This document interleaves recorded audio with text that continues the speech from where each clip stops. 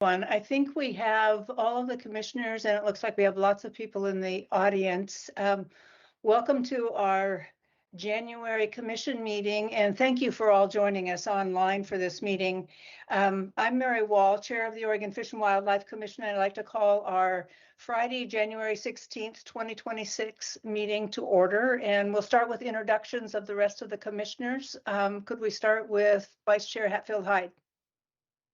Good morning. I'm Becky Hatfield Hyde, and this morning I am in Brothers, Oregon. Thank you. Commissioner Labhart. Good morning, Mark Labhart, and I'm a commissioner and I live in Sisters, but I'm zooming in from the ODFW office this morning.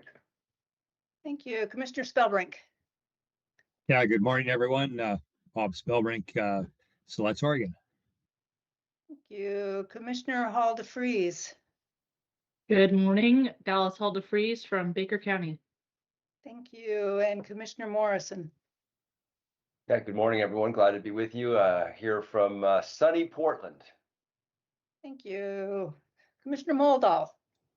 Yes, good morning, everyone. Also calling in from sunny Southwest Portland. Thank you. Director Colbert, will you introduce yourself too?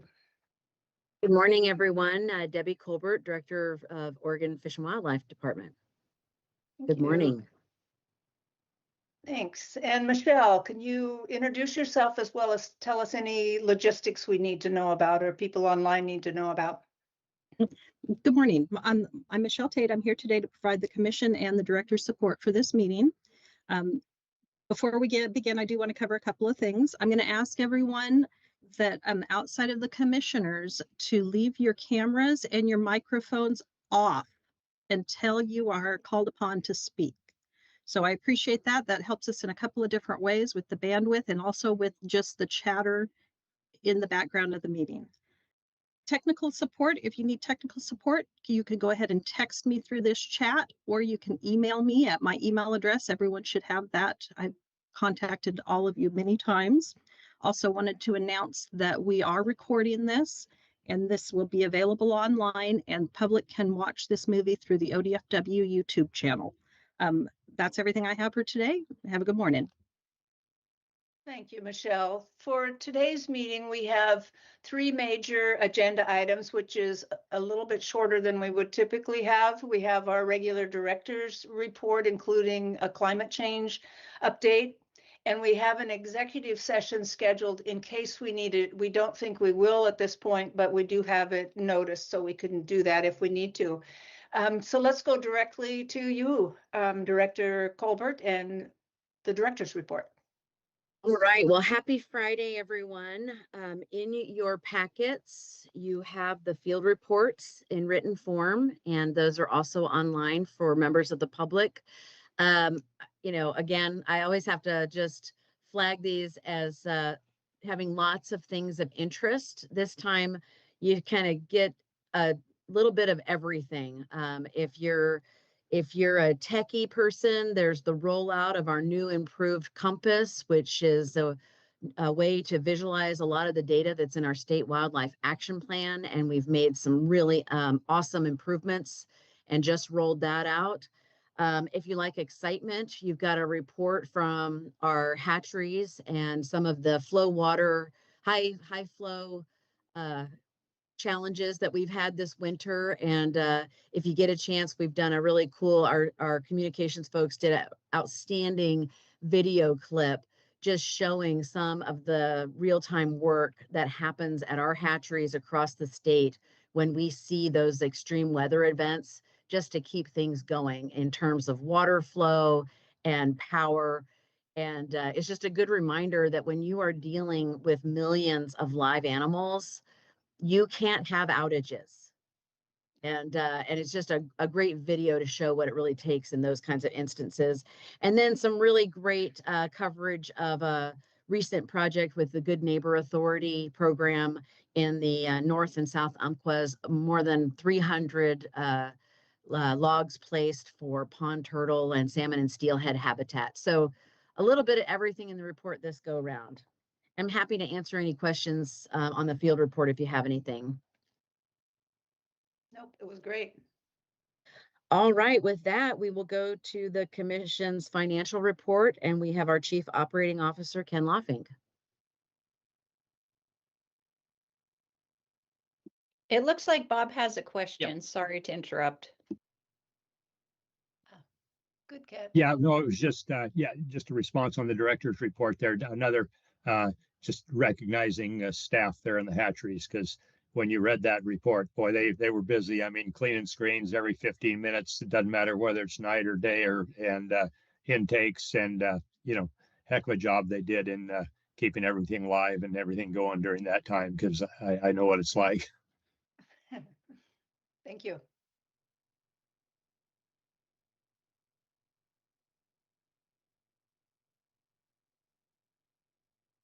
Chair Wall, I think that Commissioner Moldahl also has his hand up. Okay, I'm not seeing the hands up, so thank you for catching those. Go ahead, Commissioner Moldahl. Yes, good morning. Thanks, Chair Wall. Appreciate that, Debbie. I just want to make a real quick remark. One item in the field report that caught my eye, and this concerns the fishing access program and the collaboration and efforts by, in this case, ODFW staff, Weyerhaeuser, on the North Fork and the Nehalem River. Just generally creating and maintaining opportunities to improve public access is tremendously beneficial for hunters and anglers and anyone who enjoys access to the outdoors. I really believe this is important work for the department, and I strongly applaud this creative solution and all the efforts of those involved. So thank you. Excellent field report. Thank you, Commissioner. Thanks. Appreciate that. Debbie, do you see other hands up? No, I think Okay. we're ready to go on to Ken's report. Great. Thank you, Debbie. Good morning, Chair Wall, Vice Chair Hatfield Hyde, Commissioners, and Director Colbert. For the record, my name is Ken Loffing. I'm the Chief Operating Officer for the Oregon Department of Fish and Wildlife. Happy to kick things off with you again this morning with delivery of the agency's financial report. Excuse me. For the month ending November 30th, 2025, the department's unrestricted cash balance closed at $73.8 million, and the restricted cash balance closed at $89.6 million for a total of $163.4 million in custody at State Treasury. As a reminder, the unrestricted cash balance includes approximately $19 million in insurance proceeds earmarked for damages that were incurred during the 2020 wildfires. So minus insurance funds, our true unrestricted cash balance is $54.8 million. For the current 25-27 biennium, agency expenditures and revenues are tracking as expected. License sales in December were a little behind December 24 in total units or total products sold, but we're well ahead of licenses sold in 2023. As you're aware, as of December 1st, 2025, our new fee schedule that was approved by the legislature went into place. So we'll be monitoring sales really closely, and we'll report back to you on a regular basis as this goes. It's still too early to tell and make any assumptions on how our sales is going to go, but we'll look at it closely and continue to report back. And I'll also talk a little bit about license sales and fees at the end of my report. But continuing on, for expenditures through the end of November, November is 20% way through the biennium already. But through November, we've spent about 15% of our legislatively approved expenditure limitation. And we expect that rate, that spending rate, will continue through the biennium and will continue to track at or slightly below approved expenditure limitation through the end of the biennium. Last month, I discussed in detail the Legislative Fiscal Office 5% reduction exercises that all agencies are currently working through. As a reminder, due to projected state general fund and lottery fund shortfalls, the Legislative Fiscal Office requested that all state agencies submit reduction options totaling 5% of agency allocations for general fund, lottery fund, and other fund. ODFW submitted our response to the request to the legislature in November, and reduction options will be considered by the legislature for potential use this biennium. Any decisions on reductions will be made during the upcoming 2026 legislative session that will occur February 2nd through March 9th. The next State of Oregon economic and revenue forecast will come out February 4th. We'll be paying close attention to this. This will be a really important forecast for the legislative decisions that will be made again next month during session. I'll have more to report during our February commission meeting, where hopefully we'll have some more information about decisions that might be made by the legislature at that time. Moving on to 27-29 budget development. The agency has officially started 27-29 budget development with the development and submittal of preliminary policy option packages. We'll conduct a review of projected agency revenues and expenditures soon, and we'll use that information to make decisions on some of our concepts to move forward for further development. Over the next few months, we'll begin further development, sorry about that. We'll begin further development of concepts of further budget development, including stakeholder engagement meetings and working with you all on the budget. We are also expecting our budget instructions to come out from the Department of Administrative Services Chief Financial Office soon. And once those are provided, we will also incorporate those into our budget development process. So still the very beginning stages of the process, but we'll keep you apprised along the way. And as a reminder, the agency request budget will be presented to you all at the June 2026 commission meeting. And last, I wanted to speak a little bit about license sales and fees, though not in your written report. I did want to note again, December 1st, our new fee schedule that was legislatively approved came out. And now that we're in the new year, this is the time that a lot of folks are going out and purchasing their annual license products. And as you know, we did a lot of outreach on developing these fees and took substantial reductions as a part of our budget to minimize the extent of the fee increases. But for some customers, this is the first time that they're hearing about it. And we are working through various channels in different ways to communicate with our customers so they're not surprised. But as a reminder, our resident angling fee went up from $44 to $50. Our hunting license went up from $34.50 to $39. And overall, our base licenses increased 12 to 14% depending on product, with some specialized products receiving a higher increase, some products receiving a lower increase, and some products receiving no increase at all, like our popular youth license, which are held flat through this process. Our last fee increase took effect in 2020, and since that time, cumulative inflation, according to the West Region Consumer Price Index, is 25 to 26%. So our increase is generally less than the rate of inflation.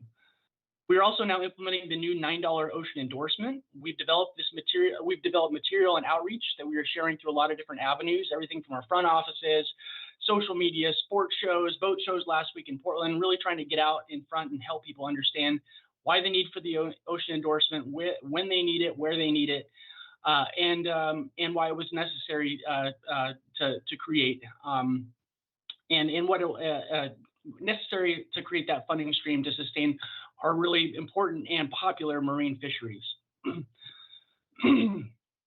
One thing that we've noted here in the new year is that as folks see the new fees, look at our total budget and don't maybe understand the full complexity of our budget.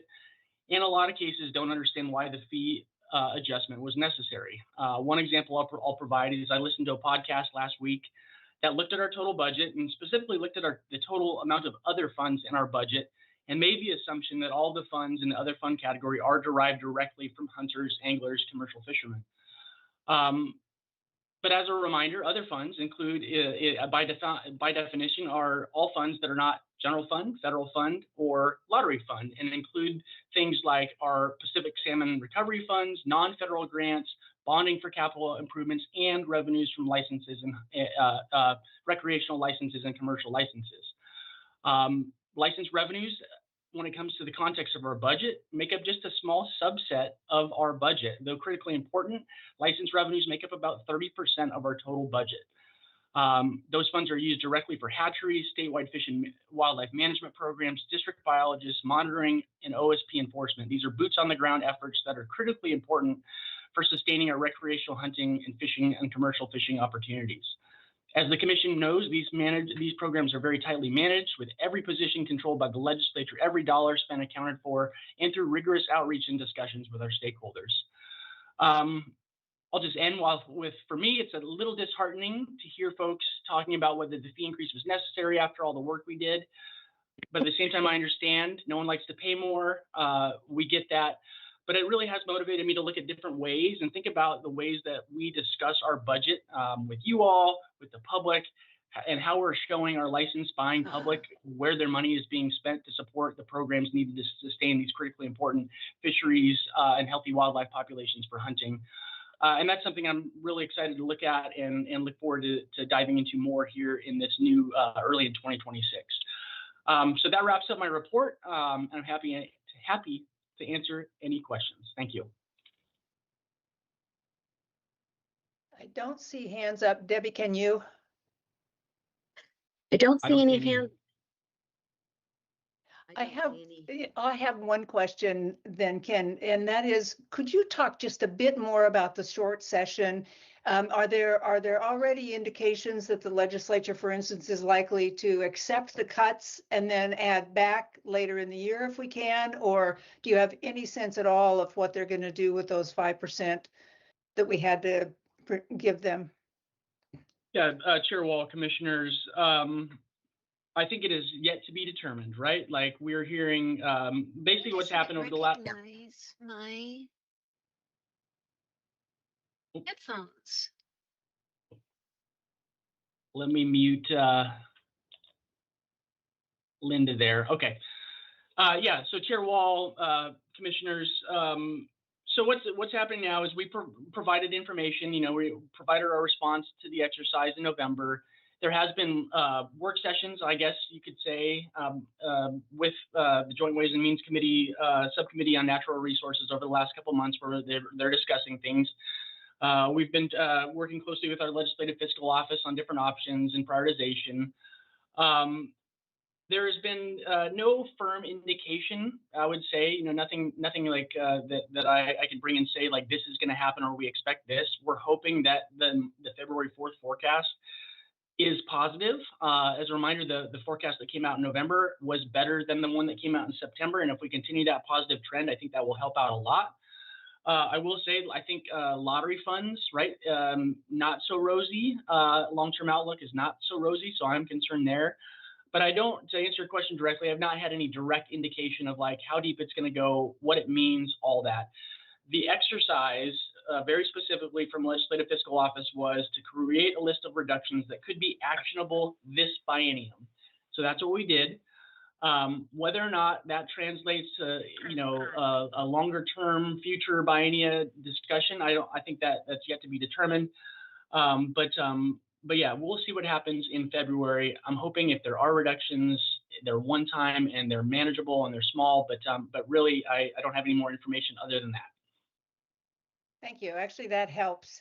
I do want to make one comment before we end the financial report, and it's one that you sent us the director's financial review that the agency does every year, and it was very positive, which I think is great performance. So thank you to the director for that. And it's also an important message that we send by having that one be so positive and so well done. So anyway, thank you. Thank you. Thank you, Ken. Great job.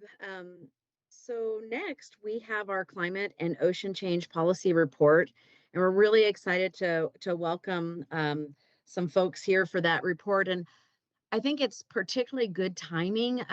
You know, Ken just mentioned the new ocean endorsement that began January 1st, which you're very familiar with.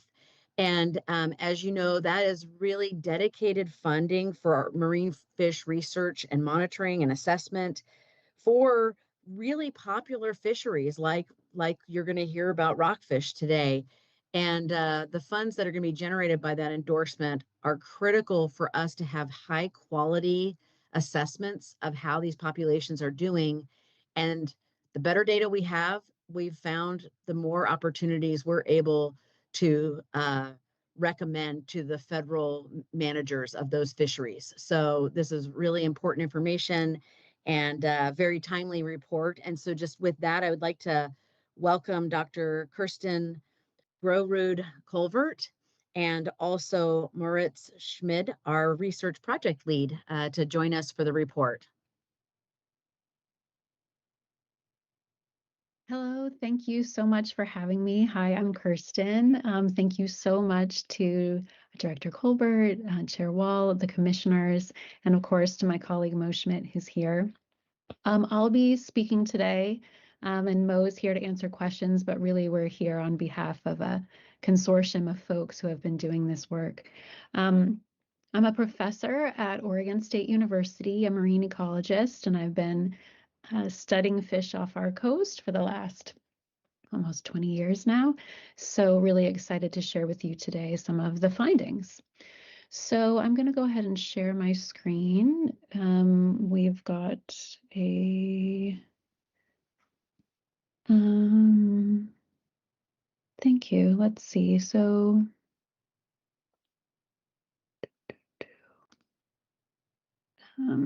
okay, let's see if I can do it this way. Thanks for your patience.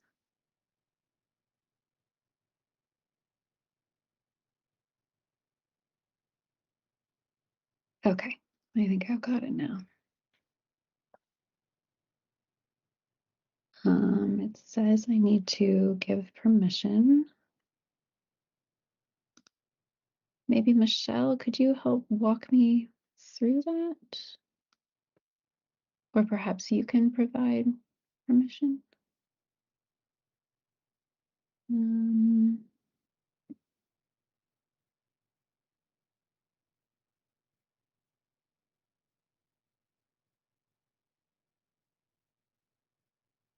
I have it set up. How about, Kristen, if I go ahead and I share the PowerPoint that you, or the PDF that you provided me yesterday? okay, sounds good. Thank you for that.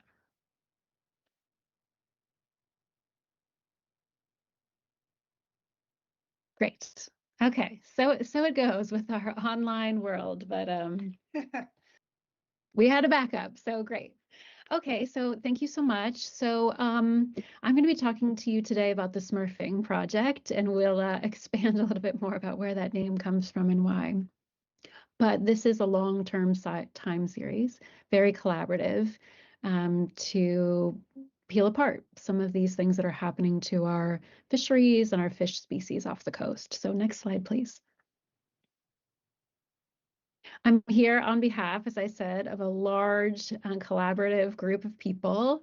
Of course, I sit here at OSU with collaborator Sue Spinagle, and we have a team of graduate students who have worked on this project over the last 15 years now. And also acknowledging our collaborators down in Port Orford at our OSU Port Orford Field Station who keep that work going. The folks at ODF&W, of course, Marine Reserves team, Marine Resources team that we've been collaborating with, and also Oregon Coast Aquarium and many local community members, including business owners and captains like Dave Lacey down in Port Orford. Next slide, please. So in this collaboration, Mo and I wanted to make sure to take the time to orient the commission and everyone attending to where this sits in ODF&W's Nearshore Ecology Program and how in the constellation of different things that this program is doing, ecological research plays a crucial role in understanding what's happening to our resources along the coast. And this opportunity to build partnerships is something we've really leaned into over the years to make this research possible. Next slide, please. Part of the impetus for beginning this work was the marine reserve process in the state. The first two marine reserves that were established in 2012. And as a marine ecologist, reflecting on the opportunity that that gave us in our research to think about, first of all, collecting data before, and then after these management measures took place.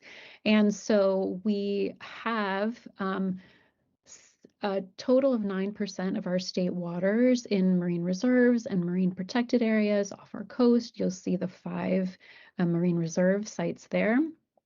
And really, actually, next slide, please.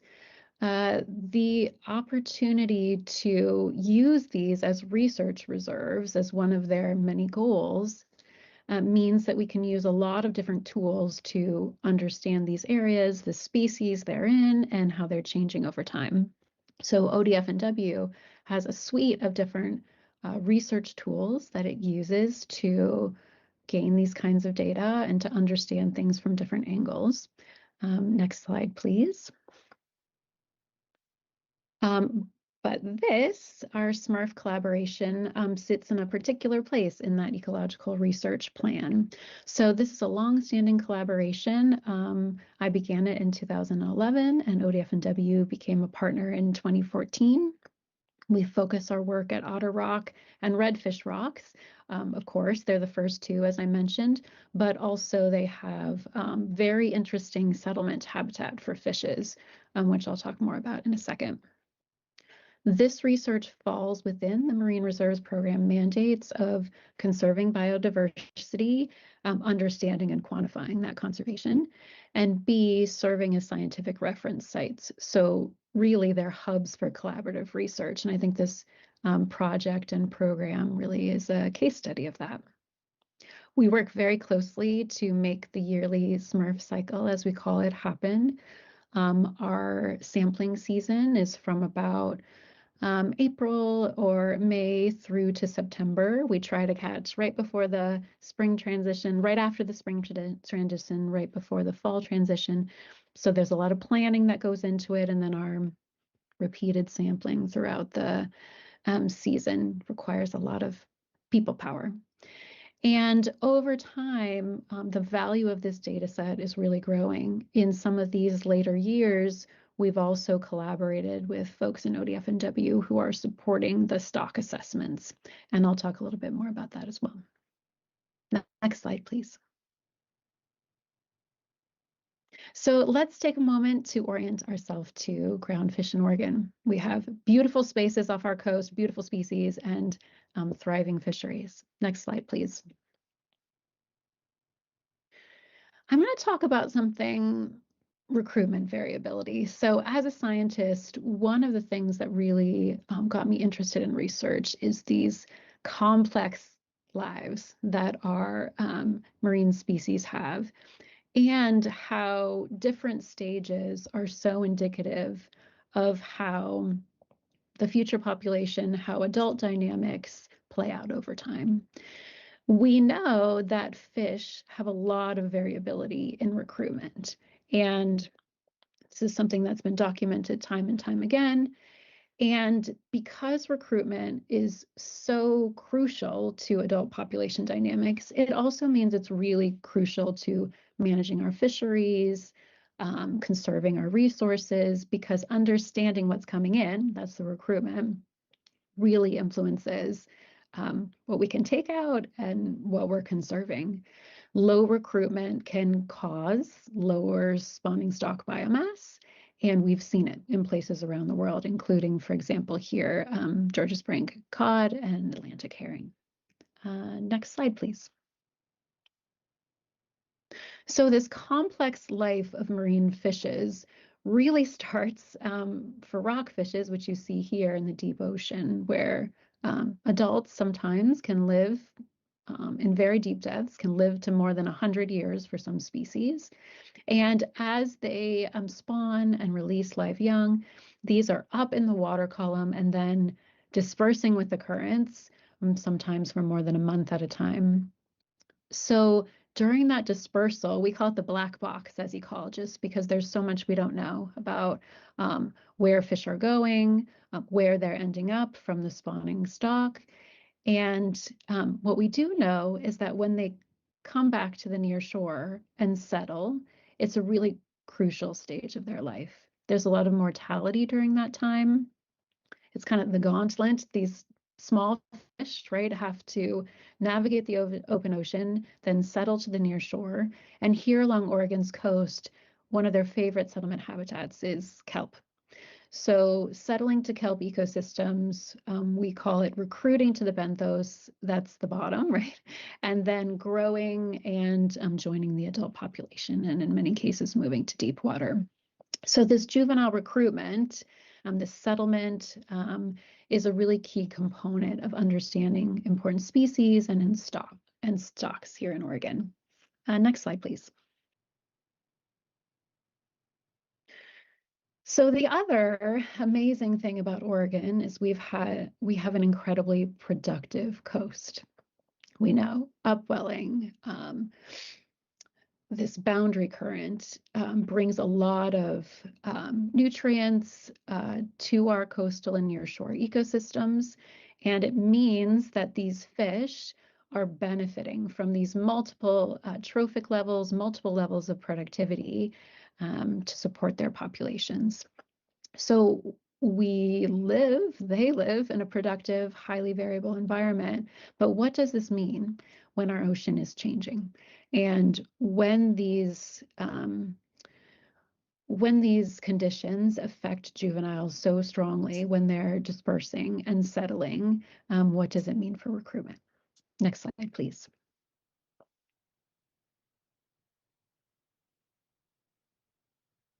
So this is really this set of questions that motivate our work in the SMURF project. We are using multiple different types of techniques and methods to understand the dynamics of fishes along our coast that are commercially and culturally important. Next slide, please.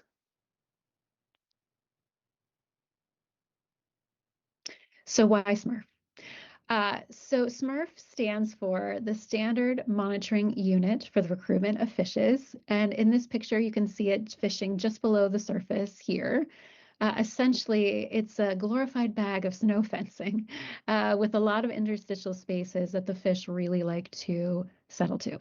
Next slide, please.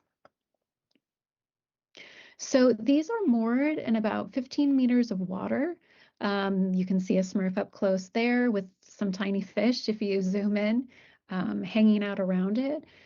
They fish about 1 meter to 2 meters below the surface, and we deploy these just seaward of kelp habitat. So as fish are coming in, kind of for their first experience in the near shore, ready to settle, oftentimes they find a SMURF, and it's a nice place to take refuge and call home. Next slide, please. As I mentioned, our two focal sampling areas are around the Otter Rock Marine Reserve and the Redfish Rocks Marine Reserve. We deploy 4 SMURFs in each of those marine reserves, or just seaward of them. And we also, from the beginning, we're really mindful about collecting data inside and outside the reserves. So we also deploy 4 SMURFs in the comparison areas, which were identified at the outset of the marine reserve monitoring, to be areas that are similar in habitat and in structure. So we're really comparing inside, outside. Next slide, please.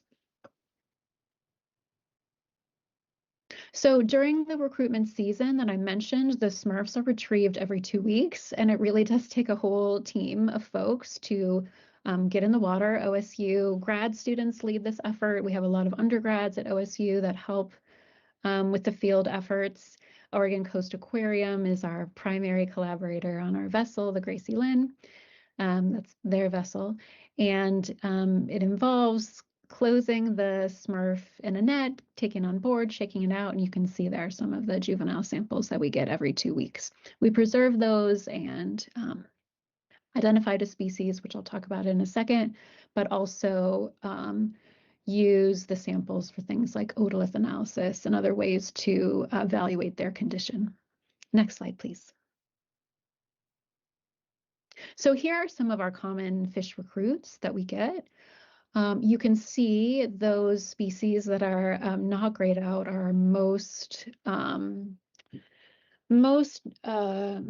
abundant by number. I'm not going to be talking about cabezon today, although we do get a fair amount of cabezon as well.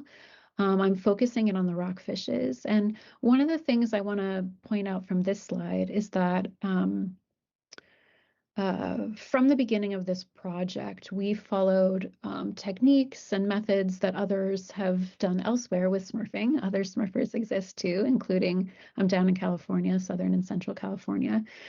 It is very hard to identify rockfish juveniles to species just using visual identifiers. So here you can see we've grouped some of these into what we call complexes, and others have done the same. So for example, the OITB complex are either olive, yellowtail, black, or blue rockfishes. And we can't tell by just looking at them, even counting their fin rays, all those things.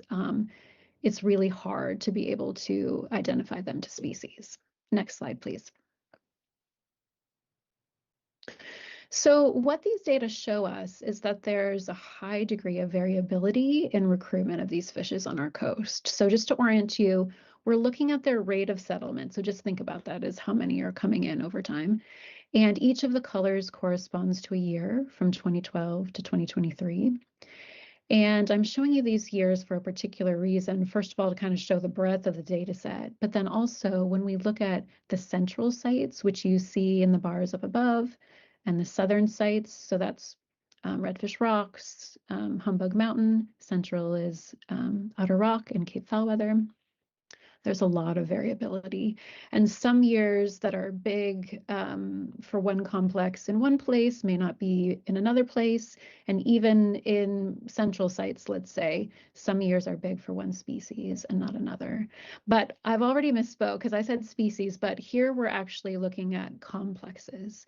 And so this has really been a challenge over time to connect these data with management conversations and management measures because it was so hard to identify these. So next slide, please. What we're doing now, just in the last 2 years and with support from the Oregon Ocean Science Trust, is using new cutting edge genetic techniques to ID juvenile rockfishes. And so this is a method that was developed by Dr. Donna Bacher and her team, so outside of our lab. But what it allows us to do is to take a bunch of juvenile rockfishes. You know, we have more than 15,000 at this point, so it's not a situation where we can handpick and do them one by one if we're looking for a particular species. But now we can look at more than 50 potential rockfish species at a time and see which of our samples match up with that. So this is a collaboration with Kathleen O'Malley, of course, our ODF&W State Fisheries geneticist, and Cameron Royer, a grad student here at OSU. Next slide, please. So what this is showing you, if you can look towards the bottom there, those are the data for the OYTB rockfish complex. This is how we used to group them and how we used to report our findings. When we split those out now with our new knowledge about species level identification, we can see that black rockfish on the left and yellowtail rockfish juveniles on the right have different recruitment signatures. So you can imagine some years are big relatively for both, like 2022, which you see in that lime green color. But if we look at 2021, much higher recruitment for black rockfish than yellowtail rockfish. So these are some of the data that were kind of obscured before we had these new techniques and the funding support to be able to identify them. Next slide, please. So now the sky's the limit, and we can get down to these species level analyses. So you can see here, looking across the rockfish complexes that we were grouping before, these are the primary species that are sampled by SMERVs and that we've been able to track their recruitment over time over these years. Next slide, please. So now we're going to look at these data again, but species by species. So here again, all the way from 2012 to 2023, and we can see even within the same complex sometimes, like quillback, copper, china, we have very different. Sorry, I had little red boxes that would pop up, but to orient you to the middle there, quillback, copper, and china, you can see very different recruitment signatures. Black rockfish, if you look all the way to the left, up top for central data and down below for southern data, we also see different kind of magnitudes of recruitment for one species in different places. And tiger, all the way to the right, tends to have relatively low recruitment and sometimes markedly different in central versus southern, for example. The ends, just to let you know, are when no sampling occurred. So let's go to the next slide.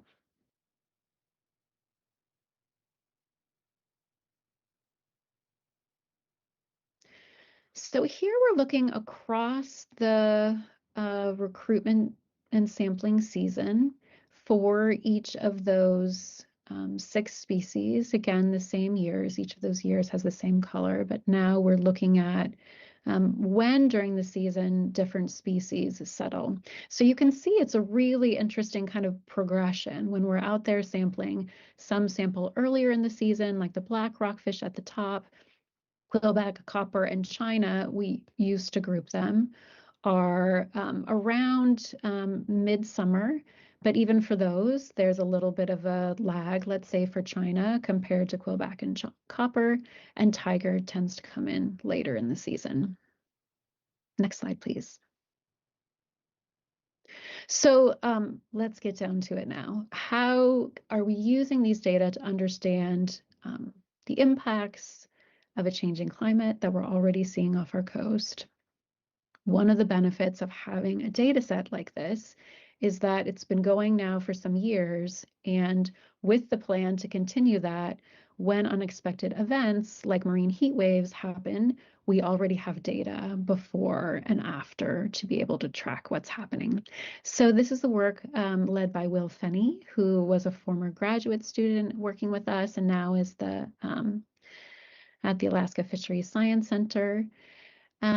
What he was able to do is to take black rockfish samples before and after the 2014 heat wave that our coast experienced, and look at the numbers of black rockfish that were coming in across those years, and then also use their otoliths, the ear stones that every fish has that are like a flight recorder.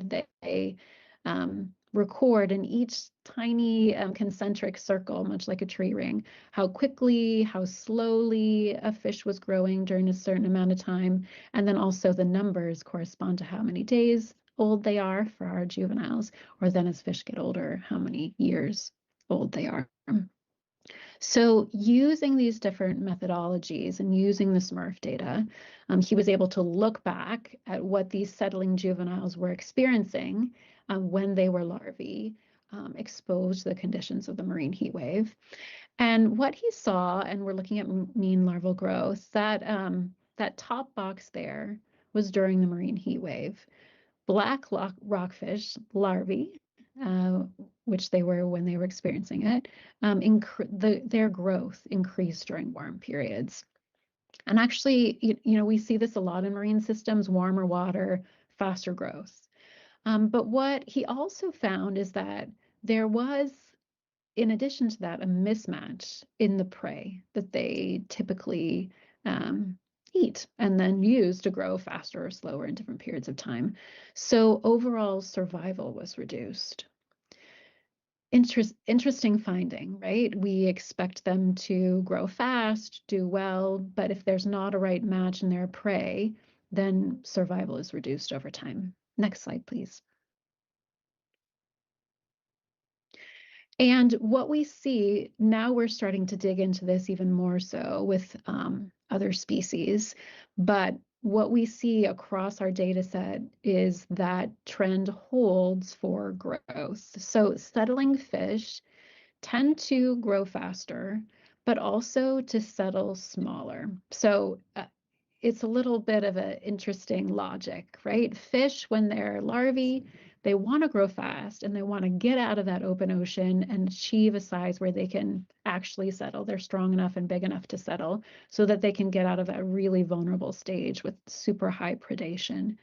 So settling fish are growing fast in that warm water, but they're also settling smaller because they've reduced the length of that time that they're in the open ocean. So this is a very interesting question that we're continuing to kind of unravel, because the next question is, what does this mean for the survival of these fish over time? And of course, because there's such a strong link between recruitment, spawning stock biomass, and fisheries decision-making, you know, what does this mean for the cohorts of fish that are now growing through and after heat waves? And next slide, please. So just a couple of other fine points about how these data are being used. Of course, we set out with the intention to also provide information to the Marine Reserve's monitoring program. And what we're seeing here with non-reserve sites in the kind of teal color and reserve in the darker blue, central again on top, southern down below, is that we see these species are, most of them, actively using our marine reserves as settlement habitat. Interesting to know that these reserves, although they weren't set up with prior knowledge about whether they would be recruitment havens, in fact they are. And we're also seeing that some species, again, vary more than others, and across sites, even some species receive different numbers than others. We wouldn't expect there to be huge differences coming from the marine reserves because, of course, these areas, these fish take many, many years to kind of have a feedback loop with recruitment. But crucially, these fish are actively using the marine reserves as juveniles. Next slide, please. And another thing that we're really excited about is this opportunity to collaborate with folks working on the stock assessments. So Allie Whitman and Megan Fettern have become colleagues of ours, and we're having a good time doing research together because to Allie and Megan's credit, they really saw the value of this SMRF data set to contributing to some of the models that are being developed for our stock assessment. So for example, the yellowtail rockfish stock assessment last year, through a lot of work to prepare the data in a format that's helpful for the assessment for the STAR panel. One of the findings that you see here is that adding SMRF data, there's a lot of colored lines there, but basically the thing you need to know is what's listed on the top has SMRF in it, and that's the best fitting model. The more we can include data about these juvenile fishes, the better we can make predictions. So before I move to acknowledge all our many collaborators and funders, I'd just like to say that the take-home message from this, for me, is threefold. The first is that our ocean is changing. We're seeing the effects. We weren't expecting things like marine heat waves to happen, but they are. And being able to understand how they are impacting our species at very crucial times in their life is going to continue to be very important. Secondly, long-term time series. This work happens by hook or by crook, and it really is growing in value over time because we see that we have before and after data now. As events like this look to be increasing in intensity and frequency, and we want to have those data to be able to understand what's happening. And then thirdly, collaboration remains so key. This agency and academic partnership enables this work. We share resources, we share capacity, and every year it takes a lot of brainstorming and creativity to do so, but it's been wildly successful. So we're really grateful to all our partners. So next slide, please. Okay, so thanks to the many, I showed some pictures, but really more than 100 people now have collaborated in getting in the water and working in the lab. Sometimes we have a field day where 5,000 fish come in and need to be measured overnight. And so it's been a real community effort to do this work. So thank you for the chance to share it with you, and I'd be happy to answer any questions.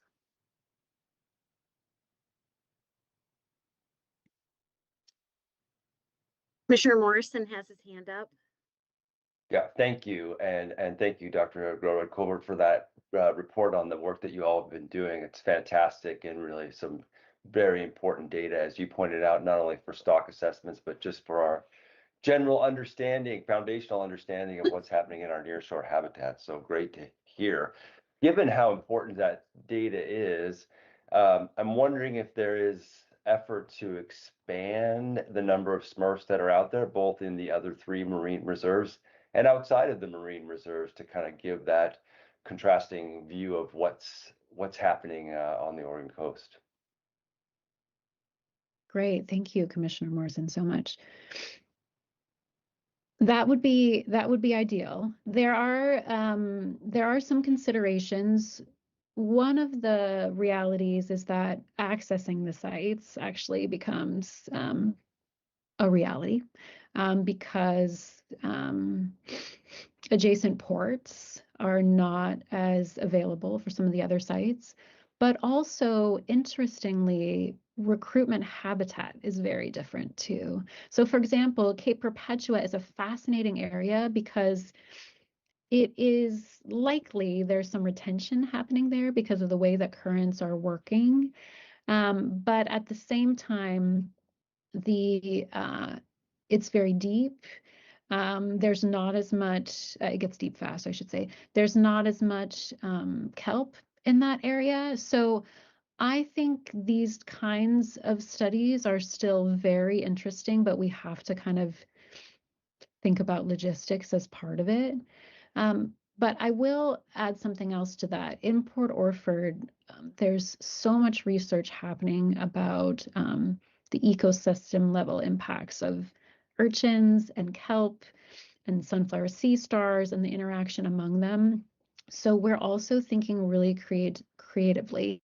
If we had more resources, that would be an area that we would probably focus first, because we'd be able to do a little more onshore and offshore comparisons if we were able to expand the SMRF program. Yeah, so there's some interesting questions we could ask. Thank you. Thank you. Chair Wall. Thank you. Thank you for the report. It was great to hear this stuff. My immediate questions were about some of the stuff you started to get into, especially at the last, about the relationship between your information and that you have this long data set, and things like kelp or the heat dome. Could you talk a little bit more about connections that you're making with the kelp forest? Because I'm from the South Coast, and so I live near Port Orford. So we hear about the kelp and the absence of kelp all the time. So could you just talk a little bit more about what's happening with kelp and what's happening with our rockfish? Yeah, thank you so much, Chair Wall. And to our state's credit, there's been investment in understanding this over the past years, and I'm really glad and proud of our state in keeping on top of this. We are definitely seeing changes over time. I had a graduate student who now works for ORCA, the Oregon Kelp Alliance, who used remote sensing data over the last decades to look at how kelp coverage has changed over time. And we definitely see that there's some hot spots of kelp along our coast, like I was mentioning to Commissioner Morrison. Some areas just tend to have more than others, but there is quite a lot of fluctuation in that. And now we're starting to see less overall. A lot of that is because of the ecosystem level impacts of losing sunflower sea stars as a result of the wasting disease. And now we hope that they are slowly coming back, but still the ecosystem level effects are being felt. And among them are the removal of this top predator in the subtitle, the sunflower sea star, means urchins now are rapidly growing in number. And of course, what that leads to is urchin barrens, areas with less kelp. So we are trying to understand more than ever how rockfishes play into this story. That is not something that's been widely studied here in Oregon. Cameron Royer, who I mentioned is using the genetics techniques as a graduate student, has another chapter of his dissertation where he's using an in situ, in place plankton imager. It's called the ISIS. Bob Cowan and Sue Spinagle's lab at Hatfield here at OSU created and has grown this technology. You fly this small image recorder just seaward of the kelp, and it shows you what the prey field of juvenile rockfish coming in, what they're experiencing. Is it very different in kelp areas versus non-kelp areas? And then what will that mean for the survival of these juveniles? So we're really excited about that. We think we're going to have a lot of very new, really kind of groundbreaking information. And also the last thing I would say is I really also want to call out the Oregon Marine Reserve's monitoring program, their hook and line surveys, their video surveys, other ways that they're understanding what's happening with the adults inside and outside these reserves. And I think as, again, that data set continues to grow, it'll be incredibly valuable for tracking how adult dynamics are changing with changing kelp. Thank you. That really helps. Thank you. If you Don't don't see mind any- me, sorry. Yeah, Mo, please. Go ahead, Mo. Oh, I was just going to say, if you don't mind me unmuting and starting the camera for a second, but yeah, Moritz Schmidt here from Oregon or ODFW Marine Reserve. So yeah, just, if there's any question on the ODFW side of the collaboration, then I'm happy to answer those. Working a lot with Kirsten and others on this, but only if there are questions. Happy to answer them.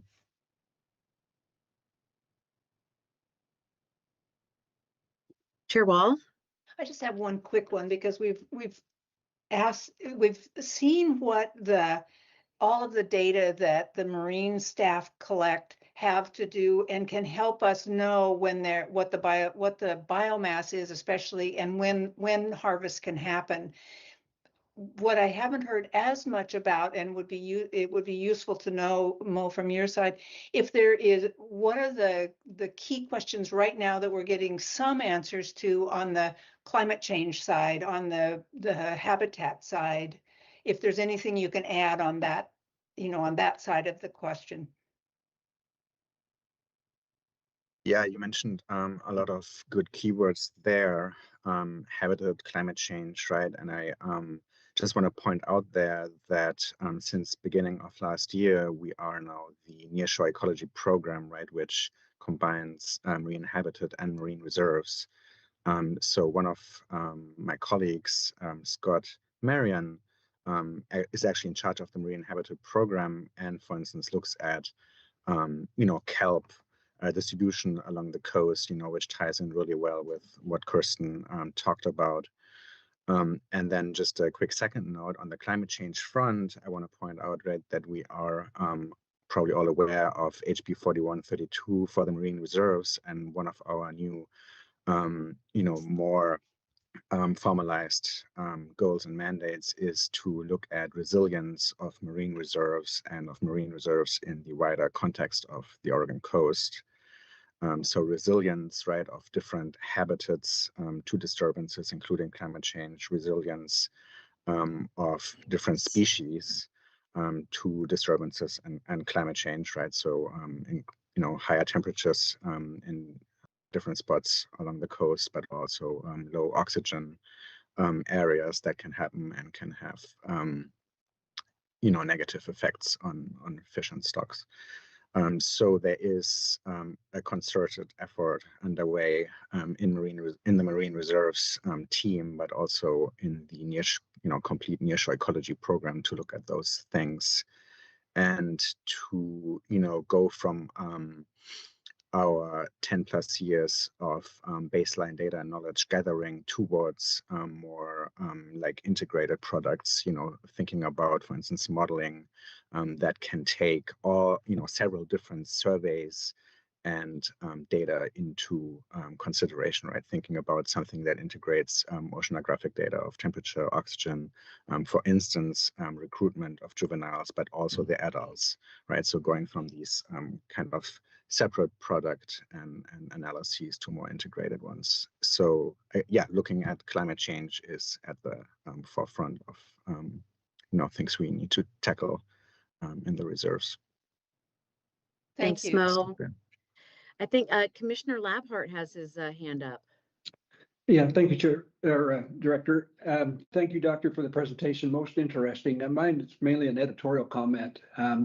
This does go to show the value of marine reserves and marine protected areas.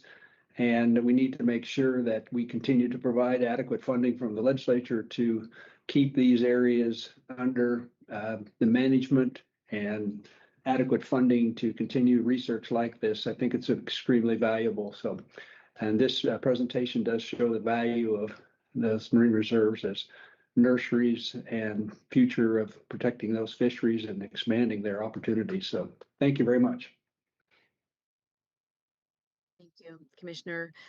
I think that I'll just wrap up by thanking Kirsten and Mo. This has been just really timely conversation around this research and what we're seeing in terms of the trends. And I just, for our agency, it's really a point of pride for us, our nearshore ecology program and the collaboration that we have with Oregon State University and our federal fish managers and so many others on the coast. And just your presentation put a really fine point on what it takes to do this kind of complex long-term work, and that no one agency can do it in a silo. It really takes broad collaboration and a lot of folks coming at these things from different perspectives, and just can't thank you enough for the work that you've done, both of you, on this. Thank you. Thanks. Thank you. Thanks so much, Director Colbert. So I think the next thing in the director's report, Chair Wall, is adopting the temporary rules. Yes. Commissioners, in your packet, you have 7 temporary rules. Just to give you a feel, one of them is kind of a housekeeping cleanup. We've got one related to our crab season opening. We've got 3 that are like joint Oregon-Washington activities on the Columbia. And then one of them I would just flag is related to Wildlife Division. I just mentioned it because you don't see as many temporary rules coming from our Wildlife Division. But in this case, we have adjusted the number of tags for our 2026 Rocky Mountain goat hunts that you adopted in 2025. We've since completed some additional population surveys, and we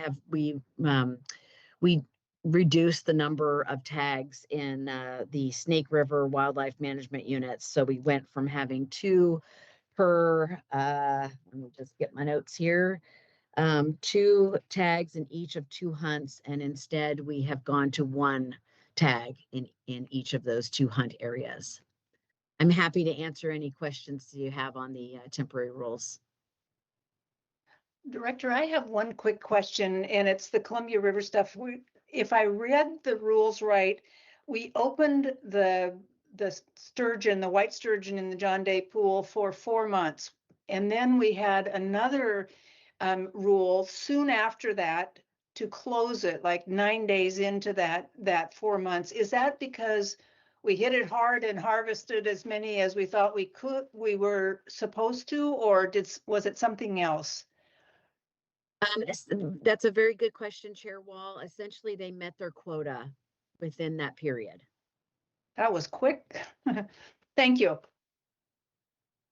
Then if there aren't other questions from the commissioners, is there a motion on this one? Yeah, I move to ratify the 7 temporary rules set forth on the January 16th, 2025 agenda. I can second that. Oh, good job, Hugh. Thank you. Commissioner Spellbrink moved and Commissioner Morrison seconded to ratify the 7 temporary rules as just read into the record. Let's do a thumbs up on this one, commissioners. Those in favor? It looks unanimous. Thank you. Thank you, Director, for the report. We do have one commission update that I didn't know about before when I talked to you, Director, but it's a short update from Commissioner Spellbrink. Yeah, thank you, Chair Wall. Yeah, I talked to some staff and then Chair Wall yesterday about maybe taking a short opportunity to recognize everyone involved in this upcoming annual Umpqua Fishery Enhancement Derby that takes place the end of this month in Roseburg. It's a community-sponsored event that gets a lot of support from our local ODFW staff down there, from the local Oregon State Police Fish and Wildlife personnel, from local tribal partners, and from local businesses down there. All put in a lot of effort. The Derby events begin on Wednesday, January 28th with a Students' Day up at Rock Creek Hatchery, our Rock Creek Hatchery facility there east of Roseburg. Thursday is Kids' Day at Cooper Creek Reservoir, where they get the kids out in boats and run them around and get them wet a little bit and send them home. And Friday and Saturday are Fishing Derby days. Friday evening, January 30th, is the banquet and auction at the fairgrounds. I think last year, I think there's capacity there for like 750 people, and I think it was at capacity last year, as I remember. In the past, the Derby has raised more than $2.1 million, all directly supporting restoration, enhancement, and education projects throughout the Umpqua Basin. And if anyone's more interested in find out more information about when the banquet is and how they can search online. You can search under the Umpqua Fishery Enhancement Derby. You'll find all the information, or anyone can get a hold of me also. That's all I had. I just figured it'd be good to recognize them. Thank you, Commissioner Spellbrink. That was great. I think then we can move to public forum, and after that, commissioners will take a short break. We do have several people signed up for public forum, so we will start right in with the first one is an elected official, Commissioner John Hillock from Wallowa County. And I would mention to everybody who's doing public forum, we typically do 3 minutes each just to keep it fair. And we don't act on what we get from what we hear in public forum. We do, though, appreciate very much the information and the perspectives that are brought to us through this forum. So let's go right to Commissioner Hillock, if you will go ahead. Thank you. Excuse me. I'm Commissioner John Hillock from Wallowa County. This is a follow-up to the materials I provided to the board on January 7th. Commissioners, thank you for your time. I also want to recognize and thank ODFW staff for the work they have done to date and for their continued dedication in addressing complex wildlife management issues. Over the past several months, Wallowa County citizens and staff have closely examined wolf-related impacts, including livestock depredation, declining ungulate herds, and increasing human-wolf interactions. Continued decline in big game herds will place an increasing economic burden on the county through reduced hunting opportunity, impacts to local business, and a long-term effect on the region's outdoor economy. That past work has been also reinforced a key biological reality. Wolves reproduce quickly and expand rapidly, and then when unmanaged, experience shows that once populations grow beyond early management thresholds, conflicts escalate faster than available tools can respond. Waiting until conflict reaches a crisis point puts everyone behind the curve. Like elk and other big game species, wolves could benefit from area-specific objectives that reflect local condition, prey availability, livestock use, and social tolerance. Establishing threshold population levels that minimize depredation while allowing for increasing prey availability would provide a clearer management framework and reduce chronic conflict. The experience of Montana and Idaho illustrate that the consequences of delayed or overly uniform management. Both states allowed conflicts to intensify before intervening, resulting in high cost, fewer options, and prolonged controversy. Wallowa County is still an opportunity to avoid repeating these outcomes. The Oregon Wolf Plan already provides management tools intended to be used before damage becomes routine. However, current responses remain largely reactive, addressing impacts only after conflict has escalated. Early intervention is therefore a practical management tool not a failure in stewardship. This is not a call to eliminate wolves, but to manage them responsibly in a working landscape while balance is still achievable. I respectfully request that the board schedule a special meeting on May 15th for a dedicated discussion on wolf management, open to interested counties, agencies, and stakeholders to share information and perspectives on current conditions and management tools.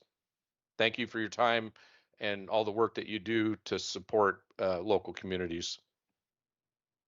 Thank you, Commissioner. And Debbie, are there hands? Otherwise, we'll go to the other people. No hands up. Thank you. Thank you. Thank you, Then Commissioner. we'll go to the next person, who's Alicia Zinni, and then Chris Cunningham, and then Raleigh Bigsby. So go ahead, Alicia. Well, good morning. I'm Alicia Zini. I'm a Joseph area landowner, and I'm speaking to urge the commission to schedule an agenda topic as soon as you can on Wallowa County's recently adopted wolf management policy. This countywide wolf management policy is essential to ensure wolves are managed in balance with the other species that the commission is charged with managing. In short, wolf introduction into Wallowa County has been so successful, it now jeopardizes the future of our deer and elk populations. A wolf needs a steady diet to survive, and those dietary sources are dwindling with each passing day. This policy recognizes the biological balance needed to support both wild and managed species in Wallowa County. A wolf's need for calories does not wait for meeting schedules and policy discussions, and our deer and elk herds are plummeting. The do-nothing alternative is no longer a reasonable option. Through collaboration with the Oregon Hunters Association and Oregon Cattlemen's Association, the Wallowa County Commissioners developed a county-wide policy that adopts Oregon Wolf Plan objectives and simply adopts the plan's tools to begin a pilot project in Wallowa County for managing wolf populations. While some citizens of Oregon might find this portion of the Oregon Wolf Plan controversial, I assure you that it's desperately needed to avoid the collapse of the county's deer and elk populations. I'm also concerned for the repeated depredation and losses that my neighbors, the area's ranchers and backyard livestock owners are experiencing from unmanaged wolf populations. Reported and confirmed losses from wolves only tell a portion of the story about the economic pressures on livestock owners. I urge you to schedule Wallowa County Commissioner John Hillick and his team of consultants to present the plan to you as soon as possible. And I ask you to seriously consider the solutions they offer. And thank you for your time. Thank you. We'll go next to Chris Cunningham.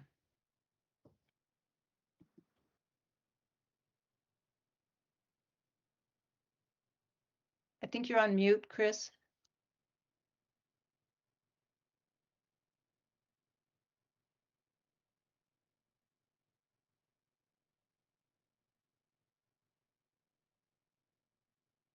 Michelle, is there anything you can do to help with that? You know, Chris is unmuted. His microphone is unmuted. Maybe turn up the sound. And I see him on screen now, so we've got him here. I'm not sure.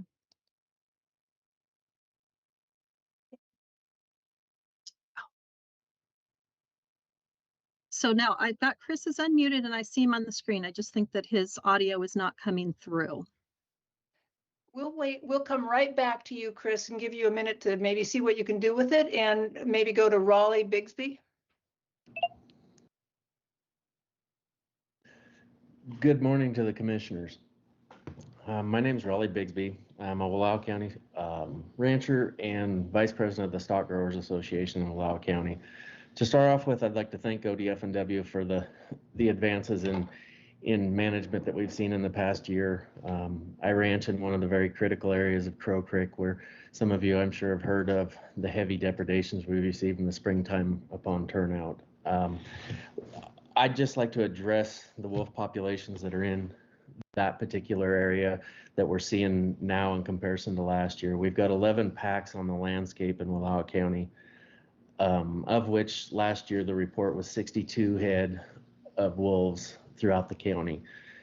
Upon recent collaring expeditions that ODF&W has done, it's my understanding that there are 14 wolves in the Coon Ridge pack and 8 wolves in the Chestin pack, which are the 2 most adjacent to the Crow Creek area. So that being said, we've got 22 wolves in just 2 packs that are in a highly critical area where we see repeated heavy depredation year after year. Again, I'd like to thank the response that we had last year from ODF&W in the authorized lethal take in a fashion that unfortunately the ranchers are still losing livestock. Looking at it going into this year, we're going to be up against the same, if not worse, circumstances in that area or an adjacent area to it. My ask would be that they maybe look at some proactive management to try to mitigate some of the losses that are sustained by the ranchers. We have seen it's very pleasing to a lot of us to see the advancement that we've had, but if there was any way possible to, I know under the wolf plan it's probably not possible, but to maybe get ahead of the thing this year before we turn out in April. That being said, let's check my list here. There's one thing that I go back to time and time again, and I'm going to read a little expletive. Dr. David Mesh was a research biologist that has studied wolf interaction since 1958 and is very knowledgeable of wolf biology and has been involved in the reintroduction of wolves. The challenges of wolf management are primary social and political rather than biological. Wolves possess high reproductive potential and wide dispersal capability, which we've seen in Wallowa County, making passive management unrealistic in modern human dominated landscapes. And that was by David Mesh in the Challenges of Opportunity of Wolf Recovery Pup of 1995. Also, one other thing that he wrote was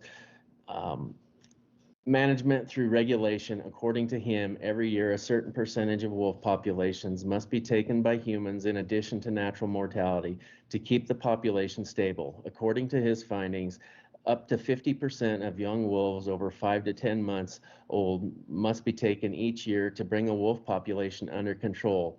And this was written in a 2017 publication. He describes, among other things, livestock depredation control in the United States. That being said, Wallowa County's been at the tip of the spear in the wolf program in Oregon for going on 2 decades now, and we have sustained loss after loss after loss year after year.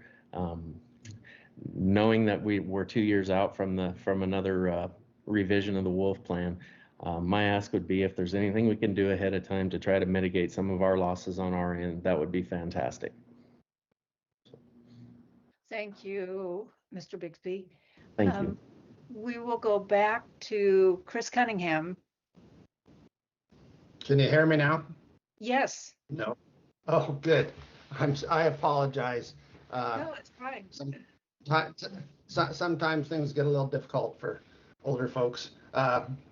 What a glimpse I had this morning into the complexities that you folks have to deal with, and I appreciate your willingness to serve Oregon in such a special way. You know, you heard briefly this morning about a sunflower sea star that's an apex marine predator, I think Dr. Colbert said, on the southern Oregon coast. And now I'm asking you to shift your thoughts to one of the most northeastern spots in the state and think for a few minutes about a 4-footed apex predator that has made life in Wallowa County interesting, but even more challenging than it already is.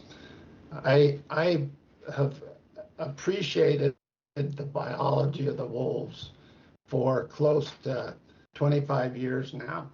We were intimately involved with the Imnaha Pack when they became one of the largest packs, or the largest pack in the state of Oregon.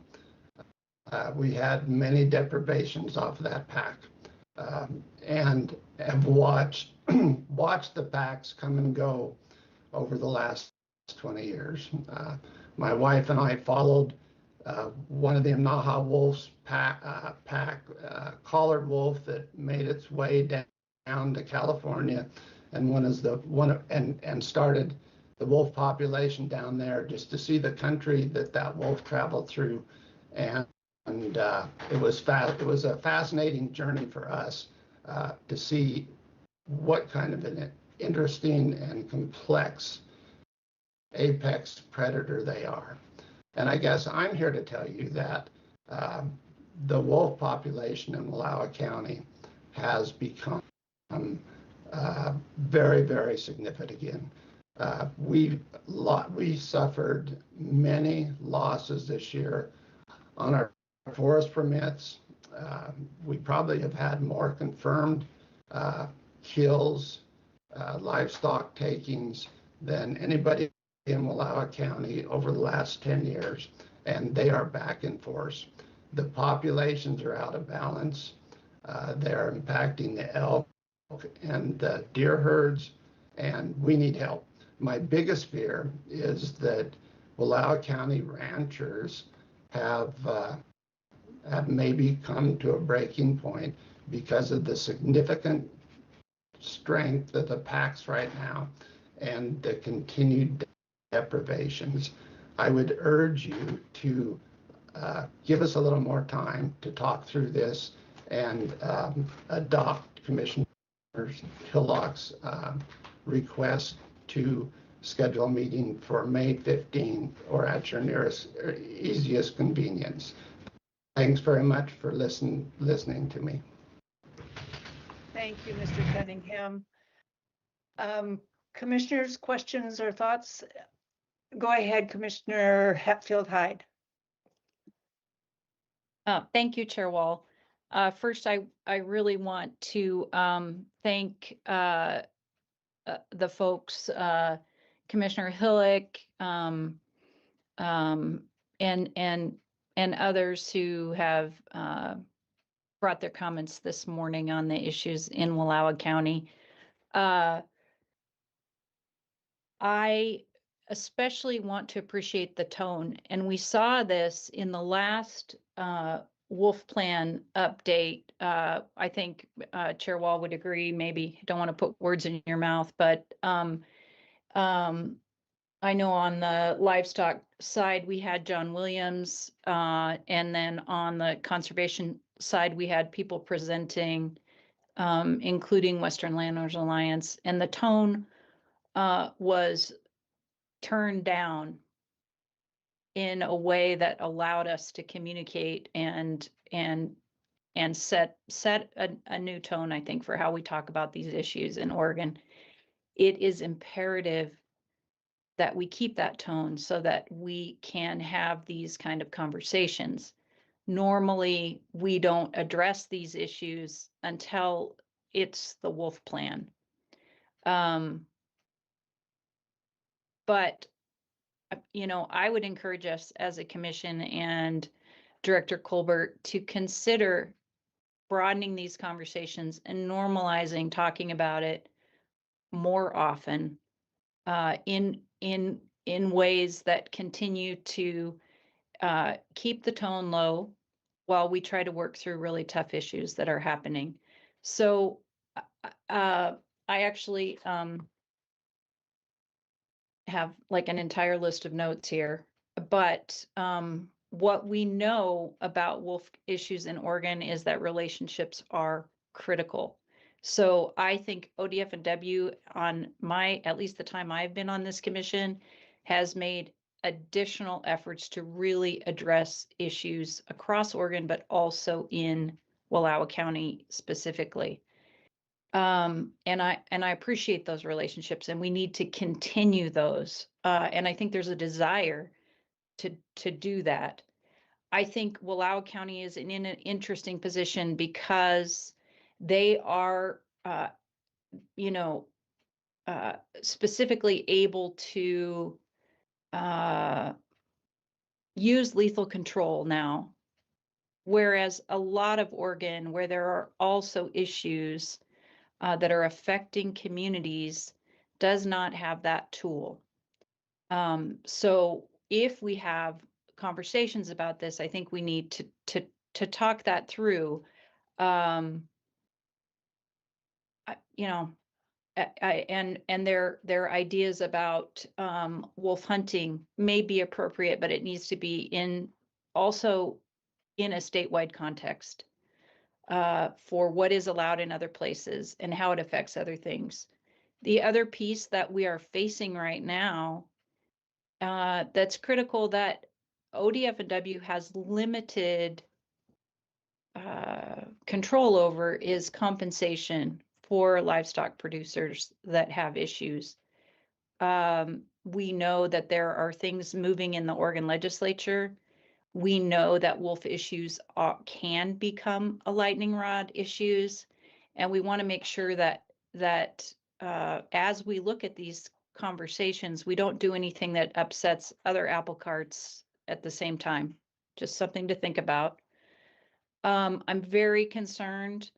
Also, not something that ODF&W controls, but our conflict prevention programs in Oregon through things like lethal and non-lethal wildlife services play a big role. And that is a federal funding issue and something that would be interesting for people to consider as we have conversations. We also have, as we speak, actions happening on the federal level as we wait for the United States Senate to decide whether or not they will move forward with delisting in Oregon. I absolutely understand how difficult these issues are for family ranchers. Just our family has had 8 depredations this year that are confirmed. That is thousands and thousands of dollars for family ranchers. Family ranchers are pretty misunderstood in Oregon. We provide fish and wildlife habitat, we store clean water, we keep open space, and we nourish families. And because sometimes people look at large land bases, they think that family ranchers are really rich, and they're not. So when we sustain huge losses, it's a big deal. I really hope that we can continue in a spirit of reasoned conversation, because this issue doesn't just affect Wallowa County, it affects the state of Oregon. And it also is a really important place for us to find ways to move forward with people who have different views on the issue. We have the opportunity to do that. I am proud of ODF&W and their efforts to try to work harder in Wallowa County and in other places in Oregon. And I want to continue in that spirit. So Chair Wall, Director Colbert, I don't know how we exactly move forward on these kind of conversations, but I am one commissioner that would like us to normalize them. And if we can keep the tone low, we can normalize them. We can meet, we can talk, we can work together. If we get all wound up, and it winds you up. The minute you talk about wolves, we all get wound up.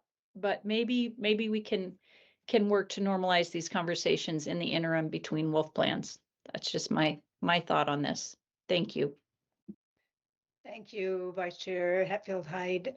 Anytime you want to put words in my mouth, like appreciation for the fact that people in this conversation across the state have kept the tone at a level that we can continue to communicate, you can put those words in my mouth, and I actually think them, and I deeply appreciate what the department has done to make that the case as well. And the discussion we had that the department put together about the wolf plan many months ago is one of the highlights from the time I've been on this commission. It was everybody in the room, and it was dealing with contentious issues, and it was well done. We came out of that with 3 focal points. We have kept track of those and are working on them. And I, again, am deeply appreciative of the department. I think at this point, if we could, unless there's anything else, I would like to go back to the rest of public forum and go to Quentin Leroy Bigley.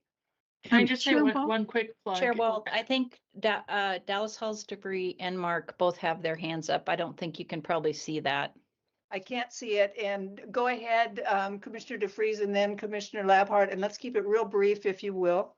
I'll be really short. I mostly just wanted to echo a lot of the sentiment that Commissioner Hatfield-Hyde had, urging further conversation, and just I think the quality and tone of the testimony that we heard this morning was great. And I would love to keep these conversations open. I know how hard everybody on all sides are working. So I think that there has been acknowledgement of that by enough folks. I don't need to repeat it. One thing that I did also just want to put a plug in is actually next Thursday, there's going to be a presentation at the Pacific Northwest Forest and Range Labs by Dr. Laura Mingak. I think I pronounced her name correctly. That is about kind of the complex relationships between people and wildlife, and how that is affecting ranchers as they're not just facing wolves, but also drought and other things. And I haven't heard this presentation, nor have I read her research, but this might be a good opportunity for commissioners to learn too about kind of like past just the numbers and the wolf depredations. How is this really affecting and stressing out these communities? So I'll send out an email to the commissioners about that information, about that talk. Thank you, Commissioner Labhart. Thank you, Chair Wall. So I'll be real quick. Thank you, Commissioner Hillock and the others for your testimony today. I just want to make sure that the public and you all know that on January 14th, our director did respond in a letter, and I'll just quickly summarize. Please be assured that addressing and reducing wolf livestock conflict in Northeast Oregon has been and will continue to be a priority for the department and the Fish and Wildlife Commission, as noted in our most recent review of the plan. I look forward to following up on your county resolution, including reviewing the management actions requested and the extent to which those actions are authorized under the wolf plan. So we hear you. Thanks. Thank you. Okay, we'll go on then to Quentin Leroy Bigley. And after that will be Kelly Peterson. So Quentin. Chair Wall, we haven't seen Mr. Bigley this morning. Okay, then let's go on to Kelly Peterson and then David Blessman. Kelly? Hi there. Thank you. Can you see me? Yes. Okay. Good morning, Chair Wall, Commissioners, and Director Colbert. My name is Kelly Peterson. I'm the Oregon State Director for Humane World, formerly the Humane Society of the United States. I spoke about this same issue more than a year ago, and I'm here again today just to continue to elevate a major gap in Oregon's trap check rules. Under current administrative regulations, there are still no trap check requirements for black bears or other game mammals. And that means that a black bear, or really any game mammal, can legally remain in a trap for days or even weeks before anyone is required to check it. And last year, there were follow-up discussions about bringing together a small group to discuss establishing a trap check time for game mammals.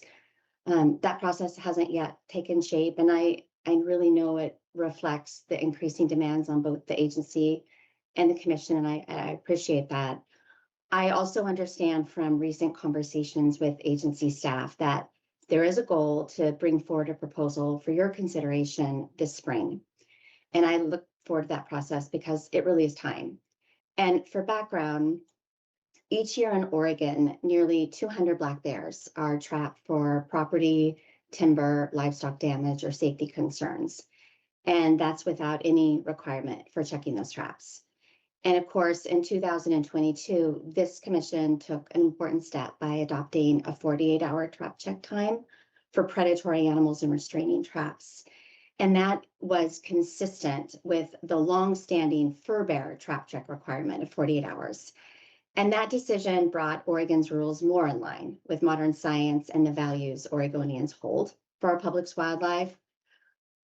We know extensive scientific literature shows that any animal held in a trap experiences stress, dehydration, exposure to the elements, and injury risk, regardless of if that animal is classified in Oregon as a fur bearer, predatory species, or a game mammal.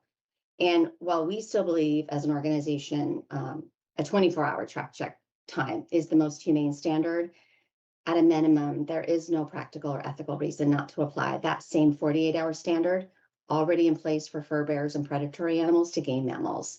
So today I'm just here revisiting this issue and to urge the commission and the agency to make this a priority in the new year, to bring forward a proposal that requires at least a 48-hour trap check time for game mammals. So thank you for your time and consideration. Thank you, Kelly. Commissioners, if you have a question, just jump right in, because again, I can't see hands right now. Seeing none and hearing none of you jumping in, I will go to David Blessman, and then we'll go to Kristen Cook.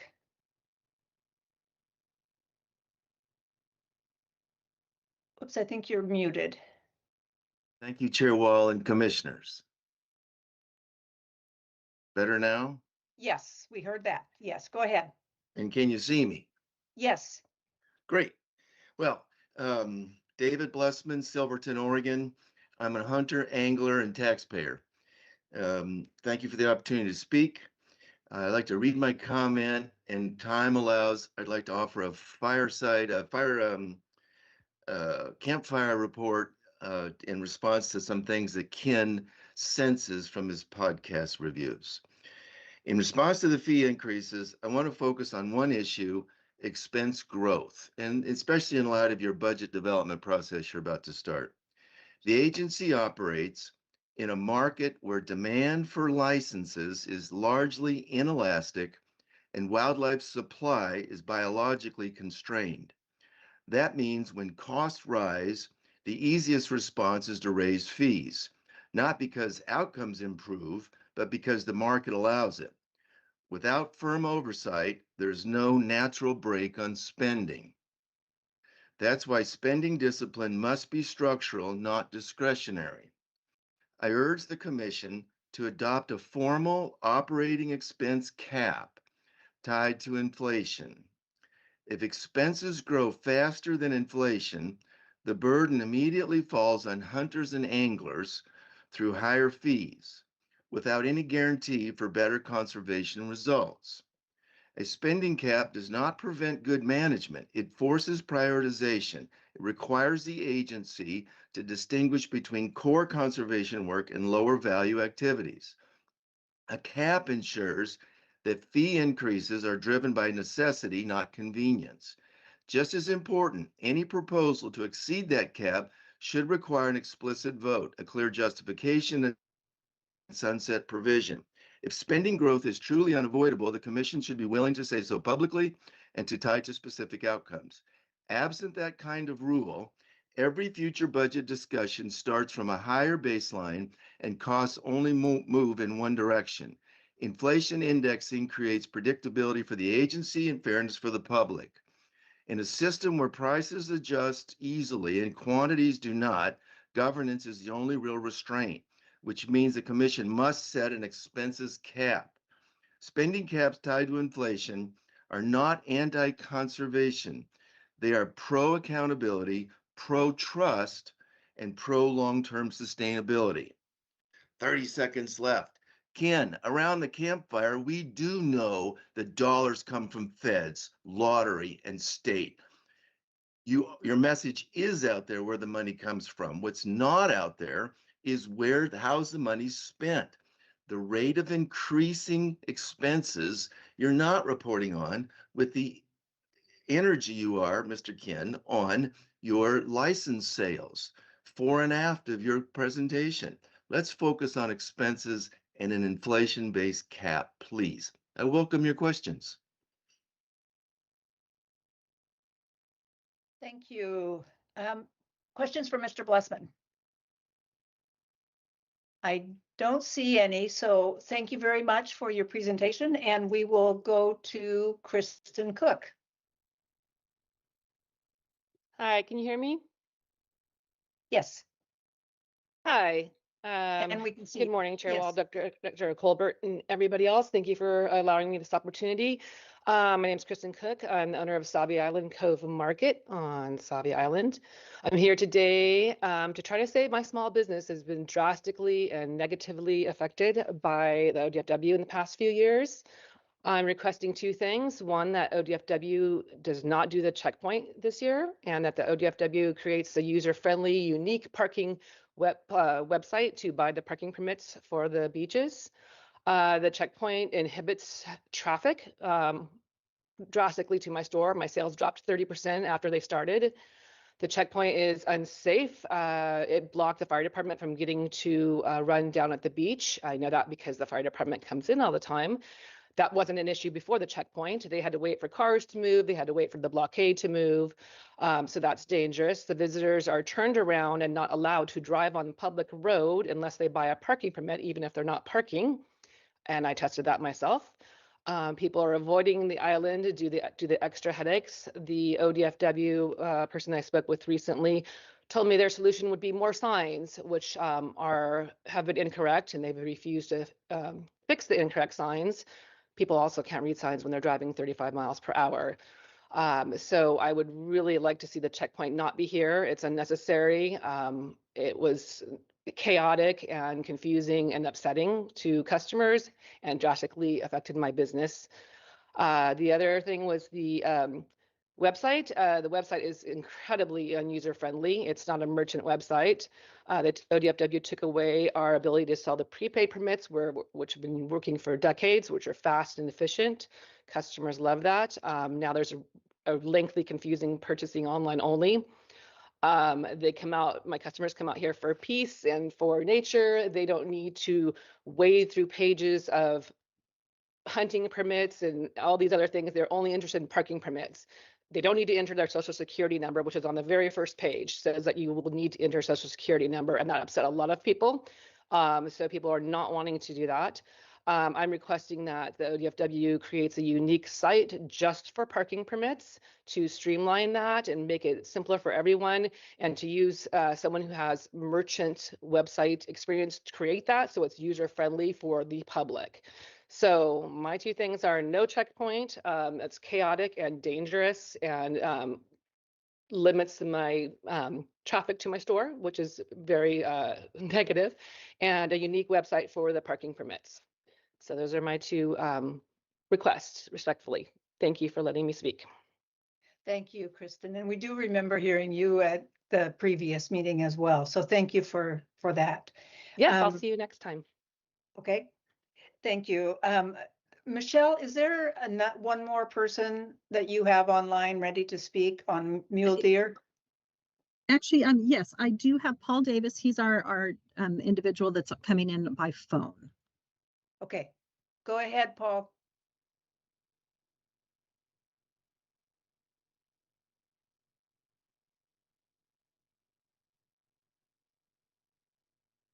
So Paul, it's *6 to oh, you got it. Can everybody hear me now? Yes. All right. I'm Paul Davis, and kindly thank you for listening to me. My family has been with the Access and Habitat program for 20 plus years. And yes, we think it's a great program to be part of. We own the Alvord Ranch. We sponsor the Alvord Access area. Over the last 20 years, we've noticed a huge decline in the mule deer population in the Steens and Whitehorse unit.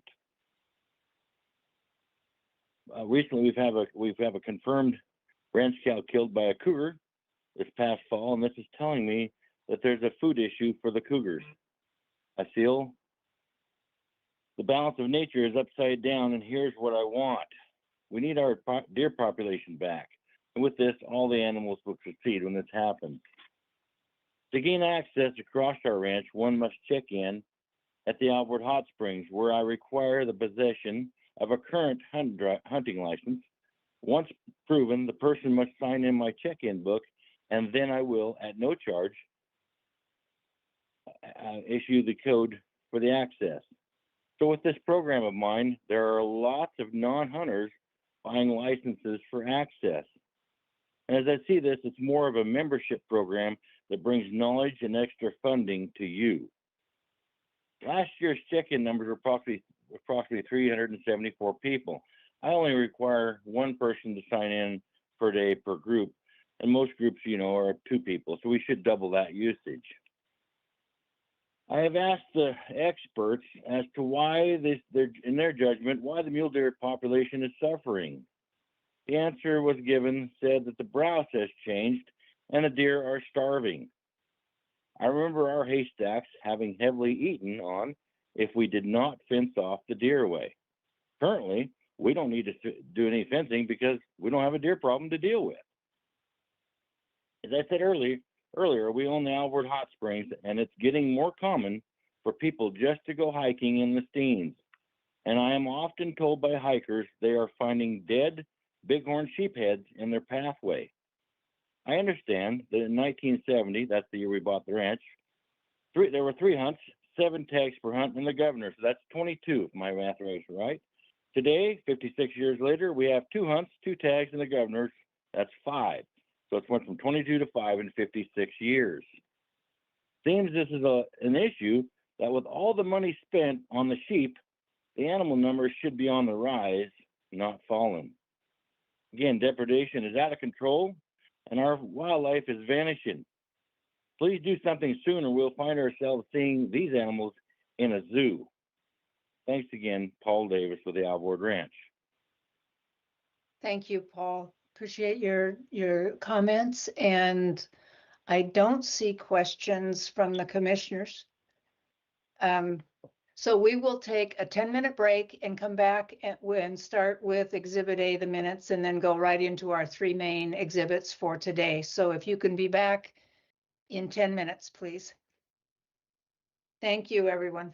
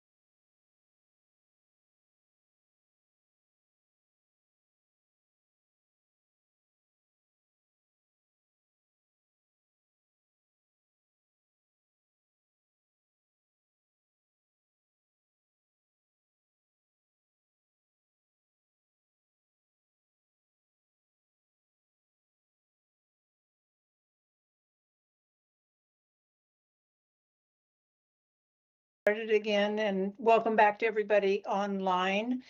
Can we deal with the minutes first? And we're looking at the minutes from the December 12th meeting. If there are questions, let's go ahead and ask those. Otherwise, if I could get a motion. Madam Chair, I move to approve the December 12th, 2025 meeting minutes and continued authority to correct grammar and punctuation. Thank you. Second. Thanks. Let's do a thumbs up on these, if you will, commissioners. And Michelle, it looks like it's unanimous on that one. Thank you. Let's go on then to Exhibit B, which is the ceremonial and subsistence hunting tag numbers for the Burns Paiute tribe. And we have Phil Milburn here for us. And also, I believe that Tracy Kennedy will be speaking. So Phil, would you like to go ahead and introduce this one? Yes. Thank you, Chair Wall. Good morning, Chair Wall, members of the commission, and Director Colbert. For the record, my name is Philip Milburn, District Manager for the Klamath and Malheur watersheds. I'm here today to present proposed changes to the hunting opportunities for the Burns Paiute tribe. The department has issued big game tags to the Burns Paiute tribe under rules adopted by the commission since 2017 to support the cultural traditions of the tribe. The rules governing this program have been amended 2 times since they were adopted.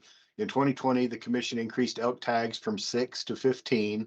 And in 2022, the hunting area was amended to make deer tags valid on Malheur National Wildlife Refuge when combined with a refuge special use permit.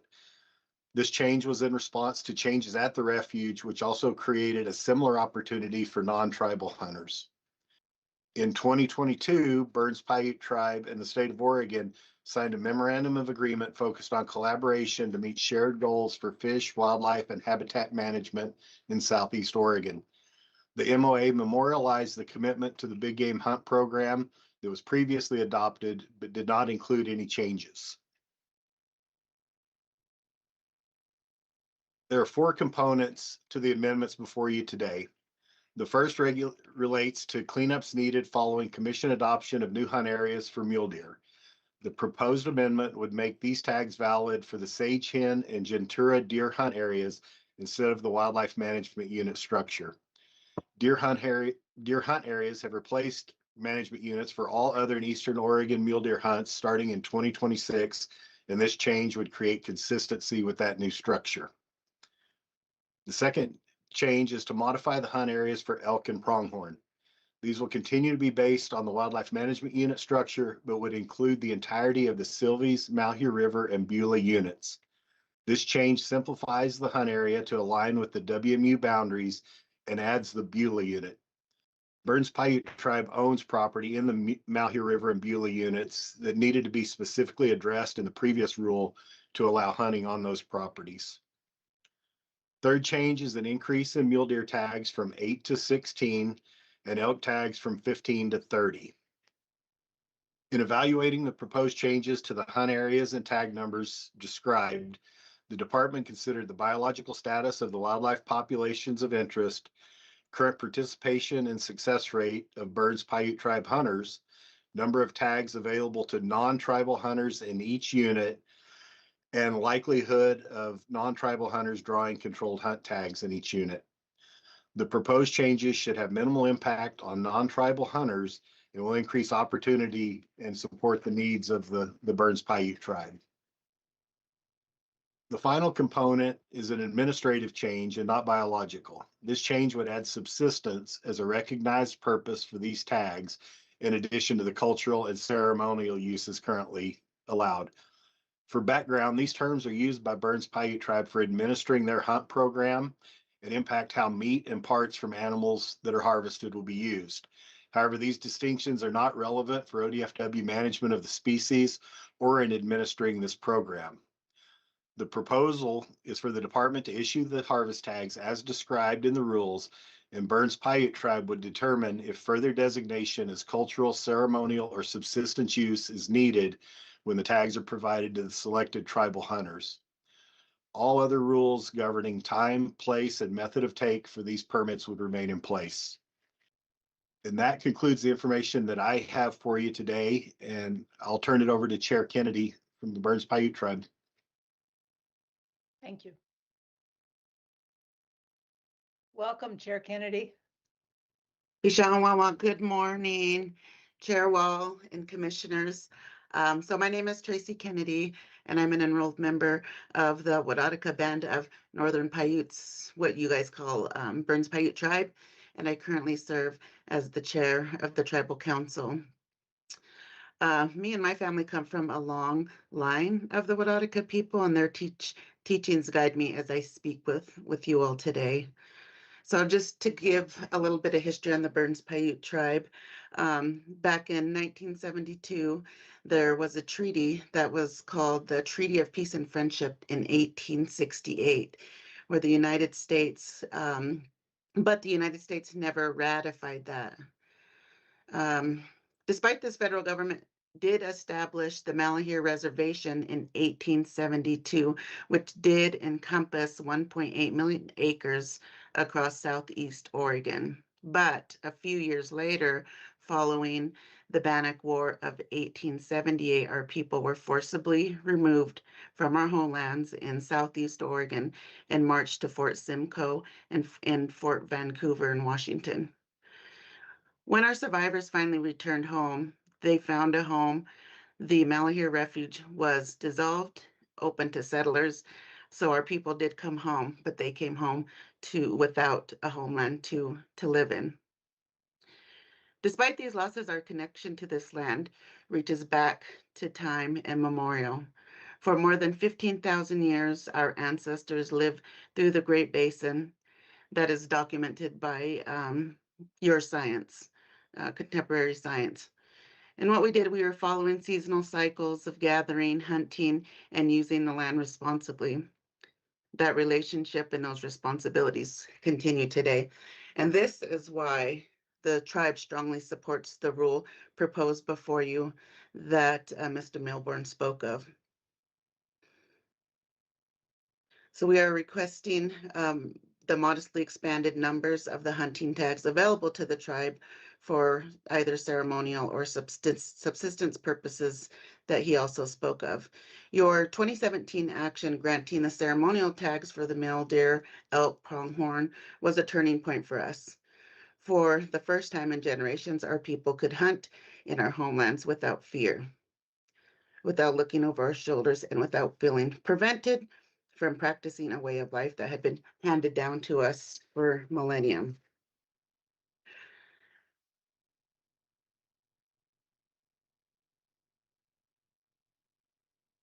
This new proposal builds upon a trust, the communication that our staff and staff with ODF&W and the Burns Paiute Tribe has built. It reflects thoughtfully the careful work between your agency and our tribal council.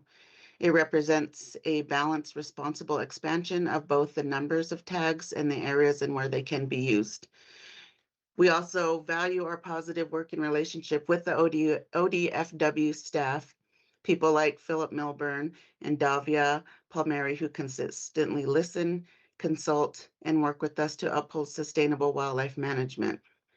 In addition, we did reach out to the neighboring tribes for input, and none expressed concerns about the proposal. We know that was a highlight that was requested. For the Burns Paiute Tribe, this proposal is not just administrative, it's meaningful, and it is healing. It is essential. Ceremonial and subsistence hunting provides our people with food, nutrition, cultural identity, spiritual grounding, and community continuity. It reinforces teachings passed down for thousands of years and preserves our relationship to the land and ecosystem that define who we are as the Wadadaka Band of Paiute. It also supports self-sufficiency, health, cultural survival, and access to our first foods. It benefits extend beyond us.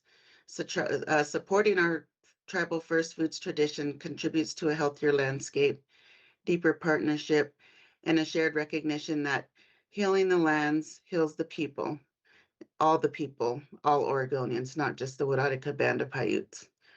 So commissioners, thank you again for considering this proposal. Thank you, ODF and W for working with us. It's been a great relationship. They're great partners, and we just want to continue this partnership. Thank you. Thank you, Chair. And I think I can speak for the commission, for all the commission, when I say that we value this relationship we have and the work you have done for a long time with the staff. It's an important MOA, and appreciate also your comments about working with our staff. So thank you for that. Let's go to questions from the commissioners, and I think that the vice chair has her hand up. I can see that one, and we'll look for others if there are. So Vice Chair Hatfield-Hyde. Yeah, just more than anything, just another statement, kind of like Chair Wall had. Chair Kennedy really pleased with this partnership with the Watauga Band and Tribe. We value these agreements and appreciate your comments about how it heals the land and the people, and it heals all the land and all the people. Thank you. Thank you. Are there other hands up from the commissioners? Commissioner Spellbrink. Whoops, no, I thought I saw one there. Okay, are there others? I believe Commissioner Labhart has his hand up. Go ahead, Commissioner Labhart, and then I think maybe Commissioner Morrison as well. So Commissioner Labhart and then Commissioner Morrison, if you actually have your hand up too. Thank you, Chair Wall. So Chair Kennedy, I just want to also recognize the tremendous work that your tribe has done for the potential wildlife crossing structure in that portion of your tribal area. There's a lot of deer that get hit a lot in that area. And so it's a priority for me to wildlife crossing structures. And I know where it's been a little bit frustrating that we haven't got that thing up and moving faster than it has been, but I can tell you it's still on everybody's radar screen, and we'll do best we can to get a wildlife crossing structure in that area where we're having a lot of wildlife damage as a result of vehicle accidents. So thank you for your work, and keep up the relentless engagement. We'll get it done one way or another. Thanks. Thank you. Commissioner Morrison? Yeah, thank you. I'll be very brief. I just wanted to say thank you to Chair Kennedy for being with us today. I know you are running a nation, so you taking time to be here to talk about this exemplifies the importance that you place on it, but just grateful for you for taking the time to be here with the commission today to talk about this. Appreciate it. Thank you. I don't see other hands up. I do have one quick question to you, Phil, and that is, I want to make sure I understand the increase for opportunity. Are we doing a net increase in the number of tags, or are we shifting some to the Burns-Paiute tribe from other areas for the increase? Yeah, Chair Wald, members of the commission, this isn't necessarily a net increase. It doesn't have a significant impact on non-tribal hunters. These units have relatively high tag numbers for both deer and elk, and this represents a very small portion of that overall allocated harvest that could be tolerated in those units. Thank you. That helps. Commissioners, I don't see other hands up. So Chair Wall, yes. Vice President or Vice Chair Hatfield-Hyde has her hand up. And also, Phil, can you go ahead and stop sharing screen so we can see everybody easier? So thank you. I actually cannot take my hand down, Michelle. I don't know why it's not letting me. I keep trying to. So if you can override me, that'd be beautiful. Thank you. Seeing no other comments or questions, is there a motion on this one? Chair Wald, I move to adopt the amendments to OAR 635-800-0015 as proposed by staff in attachment 3. I'll second. Who was the second? Sorry, I missed it. Commissioner Moldal. Thank you, Commissioner Moldo. It's been moved and seconded to adopt the amendments to OAR 635-800-0015 as was just read into the record. Let's do a voice vote on this one, if you will, Michelle. Laphart, Yes. Spellbrink, Yes. Paul DeFreeze, Yes. Morrison, Yes. Modal, Yes. Hatfield Hyde, Yes. Wall. Yes, that makes it unanimous, Michelle, and thank you all for that, and especially to you, Phil, and to you, Chair Kennedy. Thank you very much. Appreciate it. With that, we can move on. Chair Wall, Yes, Chair Kennedy has her hand up. I believe she wants to say. go ahead. Go ahead, Chair. Thank you. This was a great win for us and it's making me tear up now, but I just want to share a quick story that like my son, he grew up he didn't have the ability to hunt on our homelands. That until you guys created that change for us in 2017. He just had his first son at the end of last year, so my grandson. But my grandson will now grow up. Will grow up in a place and never know what it's like to not have accessibility to hunt in our homeland. So for that, I truly thank you. Thank you, Chair Kennedy. These comments from the tribes are incredibly important to us and make a big difference. So thank you. Thank you. Now we'll move to the next one and check back in with the Burns Paiute later. So go ahead. Let's see, we go to landowner preference formula for mule deer. And I think we have Brian Wolfer and Lee Foster for this one. Thank you. Chair Wall, Vice Chair Hatfield Hyde, members of the commission, Director Colbert. For the record, my name is Brian Wolfer. I'm the Wildlife Division Deputy Administrator. Lee Foster's with me today and he'll be setting up the presentation here. Lee's our Harney District Wildlife Biologist and has been on special assignment helping us develop these rules. I'm going to turn this over to him in just a minute, but I'd like to maybe start with a little bit of an introduction. For decades, mule deer populations have been experiencing a slow and steady decline across their range in North America. We've experienced that decline here in Oregon. Concern for mule deer populations, as well as concern for how hunting opportunities would be allocated if declines continued, is what led to legislative direction to establish a formula for setting mule deer landowner preference or LOP tags.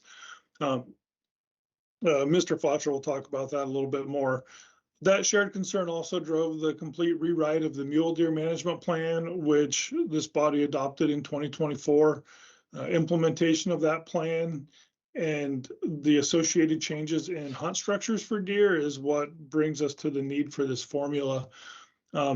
We had our workshop last month in December. There we heard some concepts around ungulate management. Adult doe survival rates and recruitment of fawns in the populations are drivers of mule deer populations.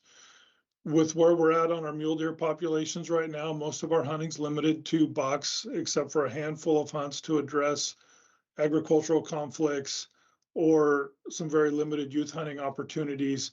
And our level of buck harvest ensures minimal overall effects to the population. But hunting bucks, making some of these changes to hunt bucks and mule deer at the herd range scale is critical for our population modeling because harvest and hunter effort are important variables in those models. And that's driving some of these changes. In December, we also discussed that there's a lot of factors affecting mule deer, and that includes predation, nutrition, changing climate, increased disturbance from recreation, changes in forest management, and the list goes on. Those factors all combine to affect our mule deer populations, sometimes positively, sometimes negatively. And the private lands that we're talking about when we talk about the landowner preference program can provide some of those refuges from increasing recreation and can provide some very high quality habitat, and those working landscapes are very important to mule deer. Finally, I'll say that our field biologists survey our mule deer populations every year. They're collecting data that's used to update our population models for each of our herd ranges. Those results, combined with the data of hunter harvest surveys, damage trends, et cetera, guide those hunting season recommendations that we bring before you each September. And this formula for setting limited LOP numbers for mule deer is one of those components of that annual process. And so with that, I'd like to let Mr. Foster introduce himself. Thank you. Chair Wall, members of the commission, Director Colbert. For the record, I'm Lee Foster, Harney District Wildlife Biologist, and I'll be covering issue 1 of this agenda item today. As you've seen in the exhibit, these proposed rule changes address 2 separate topics relating to mule deer hunting in Oregon, and the bulk of our presentation today will focus on issue 1, which proposes changes to the formula used to limit mule deer landowner preference tags to bring the OARs governing the LOP program into alignment with the 2024 mule deer plan. And so when we were putting this together, I made a real hard effort to get rid of all of the acronyms, but I did keep LOP because that's pretty common parlance. So just so everybody knows, when I say LOP, I mean the landowner preference program. And the LOP program was created in 1981 and implemented by the Oregon Department of Fish and Wildlife in 1982. Initially, the program provided tags for either buck deer or bull elk for a landowner's property during a time when controlled hunts were becoming more prevalent. The program was created to materially recognize the importance of private lands to wildlife, much like Brian talked about, and to provide non-monetary compensation for damage caused by wildlife. Since that time, multiple legislative and rule changes have been made to this program, including allowing tags to be transferred to family members and non-family, and expanding the number of tags available and the species for which they are available. Key features of the current program include that LOP tags can only be used on property owned by the registered landowner. The number of tags each registered property is eligible for depends on acreage, increasing from 2 tags for properties greater than 40 or 160 acres, depending on hunt type and area, to 14 tags for properties greater than 160,000 acres. Tags are available for most controlled deer and elk hunts and for doe or either sex pronghorn hunts. Deer and elk tags are available to be transferred to non-family members, including all the landowners' antlerless tags and up to 50% of their allocation of antlered tags. The last significant changes to the program were made by the legislature in 2013, which were informed by a compromise between landowner and sports groups. These changes expanded the definition of immediate family for the purpose of the LOP program, increased the share of antlered tags which could be allocated to non-family members from 33% to 50%, and required that the Fish and Wildlife Commission set a formula to limit mule deer tags in areas where populations are below management goals. In 2015, the commission adopted rules to limit 100 series, that is buck, mule deer LOP tags. These rules created a 3-tiered formula for mule deer buck hunts based on the relationship between winter population estimates and population management objectives for each wildlife management unit. Under this formula, in wildlife management units with populations greater than 80% of management objective, buck deer LOP tags were allocated according to the standard acreage table, and these units are referred to as Tier 1. In wildlife management units with populations between 60% and 80% of management objective, LOP tags were limited to 15% of controlled tags, or 5 tags, whichever is greater, with these units being referred to as Tier 2. And finally, in wildlife management units with populations less than 60% of management objective, LOP tags were limited to 10% of controlled tags, or once again, 5 tags, whichever is greater, with these units being referred to as Tier 3. Additionally, several wildlife management units and hunts were placed in Tier 1 either due to a high proportion of private land in the hunt area or due to a high amount of white-tailed deer harvest in the hunt area. And in 2025, this system resulted in approximately 3/4 of wildlife management units being designated as Tier 3, the most restrictive tier with a 10% limit on LOP tags, 7 wildlife management units were designated as Tier 2 with a 15% limit on LOP tags, and 5 wildlife management units were designated as Tier 1 with LOP tags allocated on a per acreage basis. So how did this system work out for landowners? On this map, you can see all of the wildlife management units in Eastern Oregon and the number of unsuccessful LOP applicants in each wildlife management unit. And as we discussed on the previous slide, and this is for 2025, as we discussed for the previous slide, almost 90% of wildlife management units were designated as either Tier 2 or Tier 3 with LOP tags being limited. However, as this map shows, in only 1/3 of units did the demand for any legal weapon, regular season, any legal weapon, LOP tags exceed the limitation on those tags imposed by the formula. In many Tier 2 and Tier 3 units, landowners were able to get the full number of any legal weapon buck LOP tags they requested. We only saw landowner demand exceed the limit on LOP tags for these hunts in 16 wildlife management units, mostly confined to Southeast Oregon and the Southern Blue Mountains, where deer densities and tag numbers are typically low. And you can see on the map the distribution of unsuccessful applicants in 2025, with most hunts where demand exceeded supply having between 1 and 20 unsuccessful applicants, although that ranged up in the Grizzly unit to 51 unsuccessful applications, the most extreme case. We also typically see some unsuccessful applicants for many low tag number special time period hunts, such as muzzleloader or late season hunts. However, standard date archery hunts rarely reach LOP tag limits. And for the remainder of this presentation, we will focus on potential impacts to standard date any legal weapon hunts. I think I saw a hand go up. Would you like me to take that question now? We can wait until you finish. Wonderful, thank you. I think Chair. Commissioner Halder-Freeze has a question on maybe perhaps this slide, Chair Wall. Oh, okay. I do just have a quick question, if that's okay. I'm just curious, trying to understand,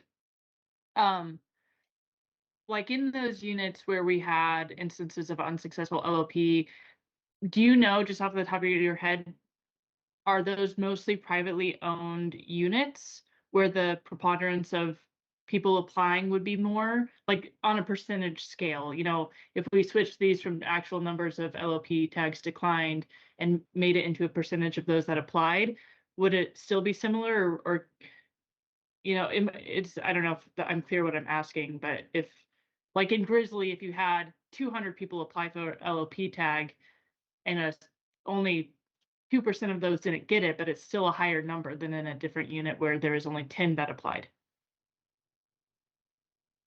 Commissioner Halder-Freeze, thank you. And really, the answer to that question depends. Grizzly and Catherine Creek are both fairly high private land units where we saw a lot of landowners apply for relatively limited tags. But if you move down into Southeast Oregon, of course, I mean, those are obviously units where we have very low private land ownership rates compared to public land. And it's more of an issue that there's just low deer densities down there, low tag numbers typically. So it's kind of either end of the spectrum on your question. Thank you.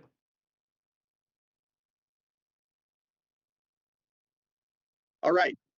So continuing on with the presentation, in 2024, the Commission adopted a new mule deer management plan, which made several changes impacting the LOP program. Monitoring of deer populations is now conducted at the scale of scientifically delineated herd ranges, with each herd range broken into between 1 and 6 deer hunt areas for the purposes of harvest management. Rather than a single population management objective or desired population size for each herd range, the 2024 plan assesses population performance based on both population size and growth rate, using these two criteria to categorize each herd range into one of 5 concern levels: extreme, very high, high, moderate, or low concern. Due to changes in boundaries for mule deer hunts from wildlife management units to deer hunt areas, And due to the lack of a single population management objective for each herd range, the formula used to limit mule deer LOP tags must be updated to bring these two policies into alignment. Knowing that, we went through a somewhat extensive process to develop a proposal for a new formula.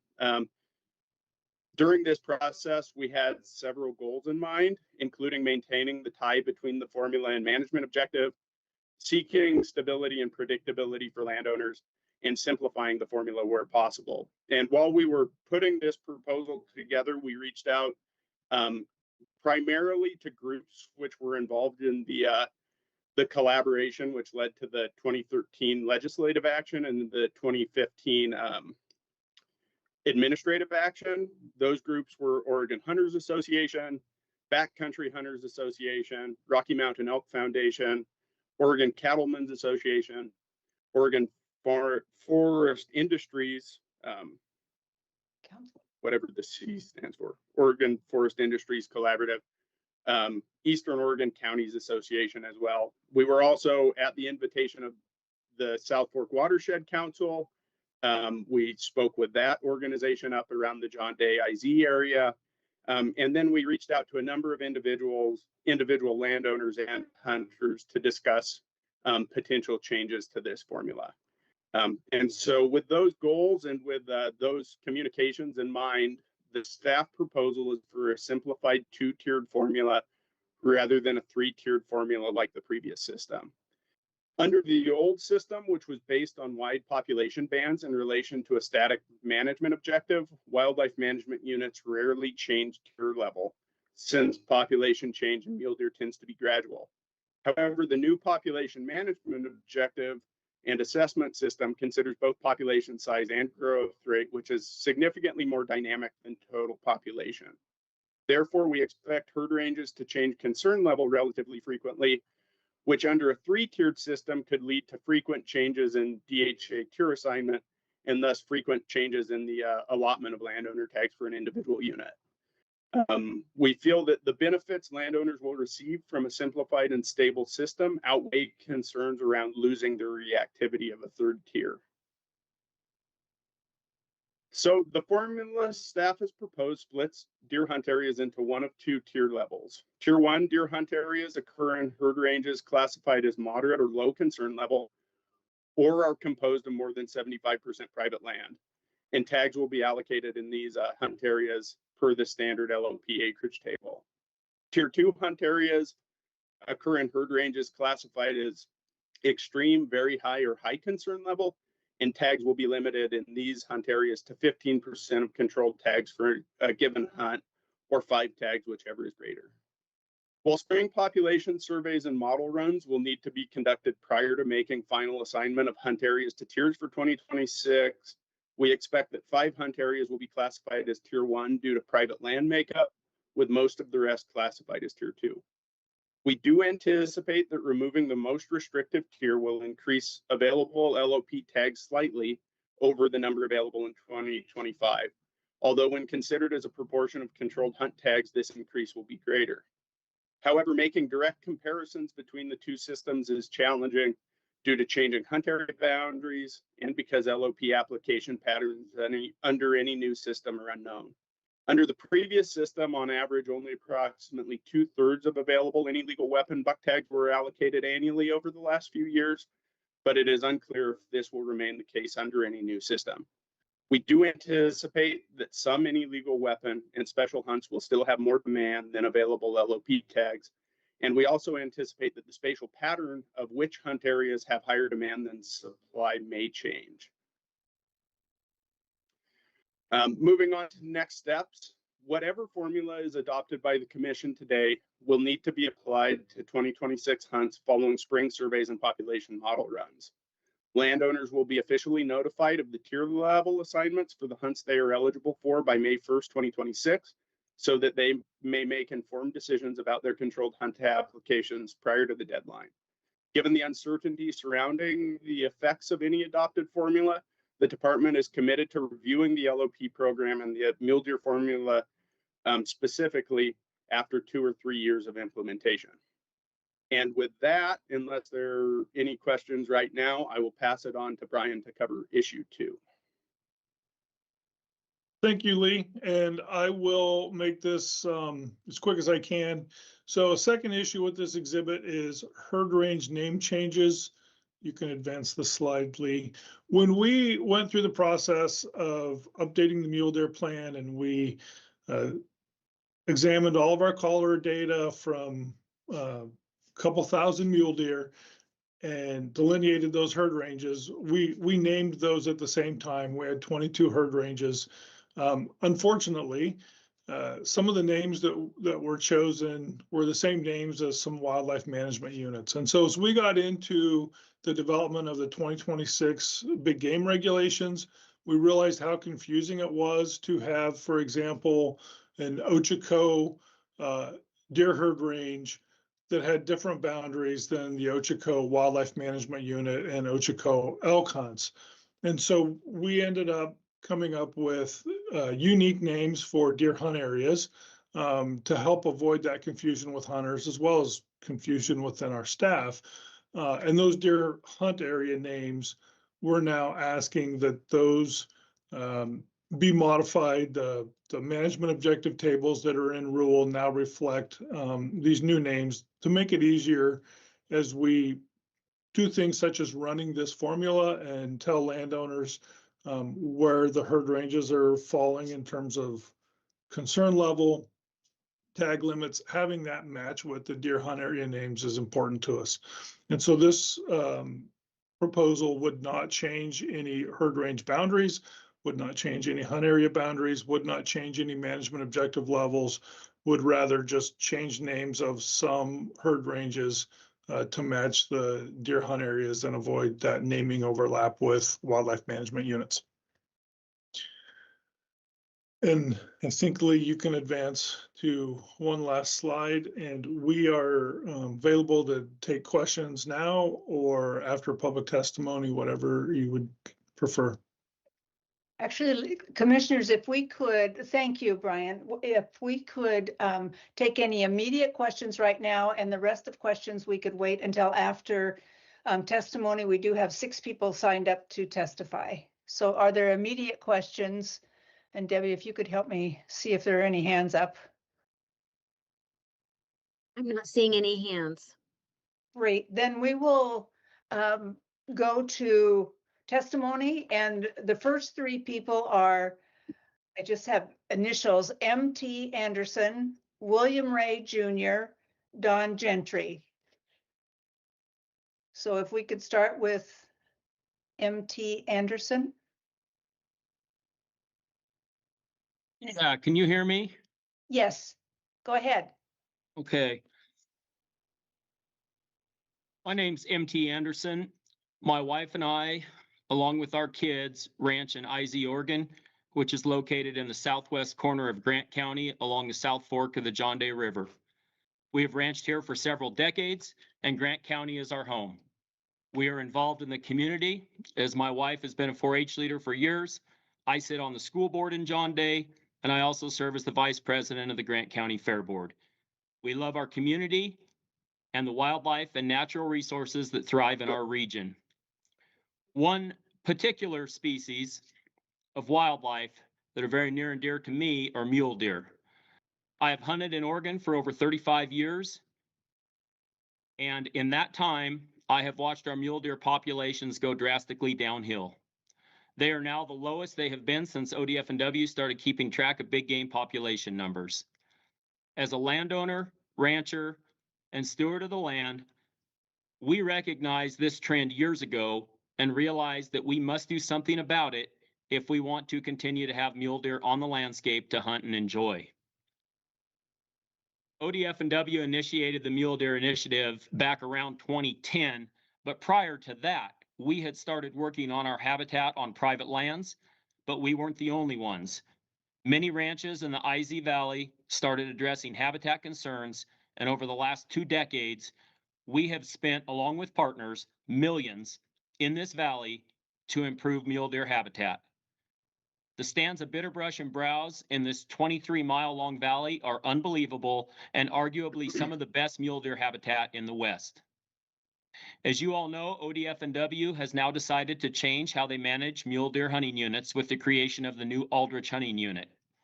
It drastically impacts our LOP tags in this area.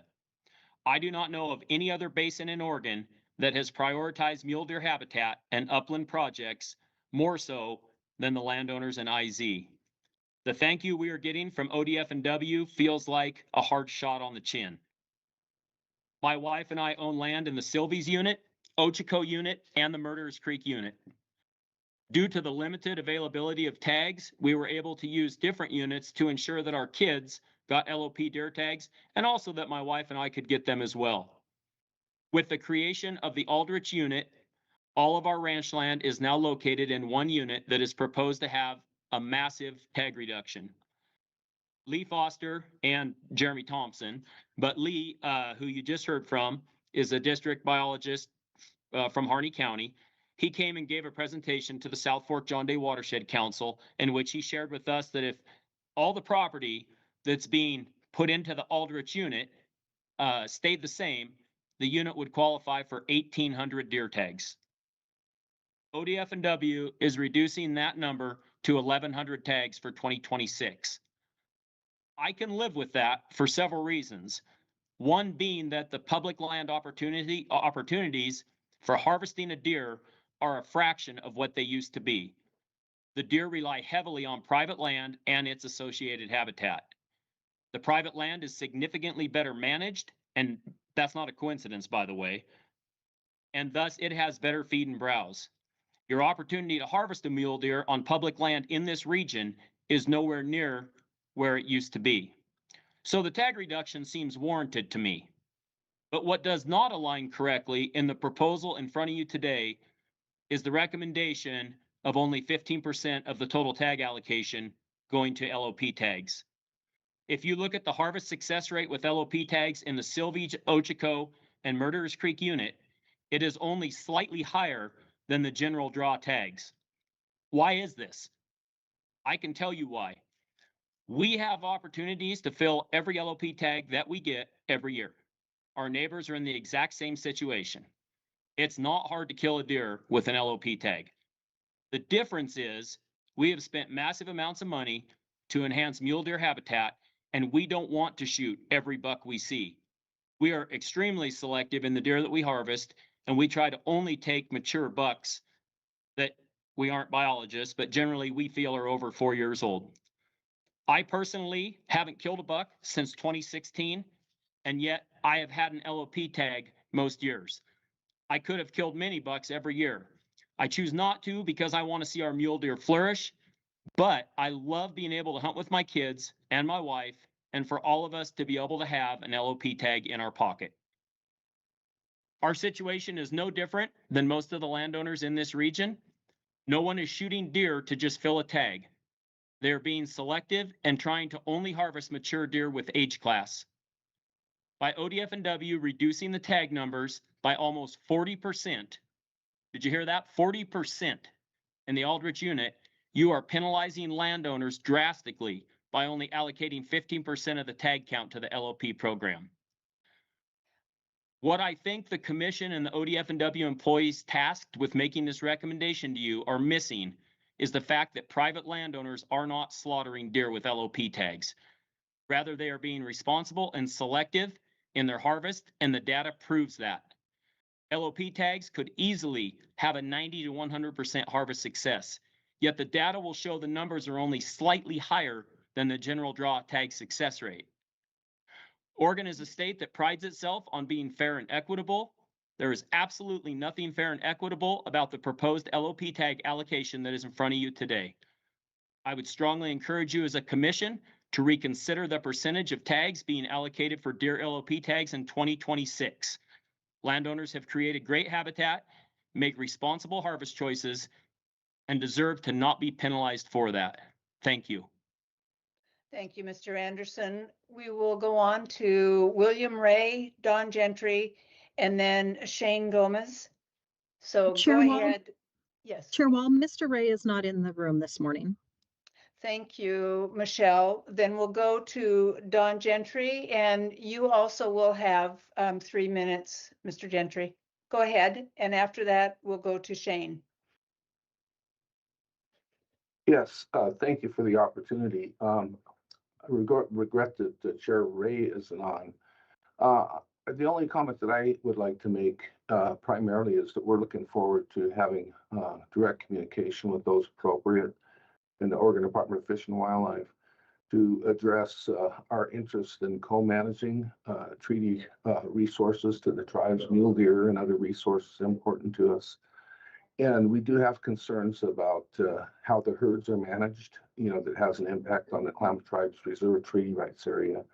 So recognizing this isn't really the forum to get into all the details of the numerous concerns that we have, I just wanted to just let folks know we're looking forward to coordinating with the Oregon Department of Fish and Wildlife.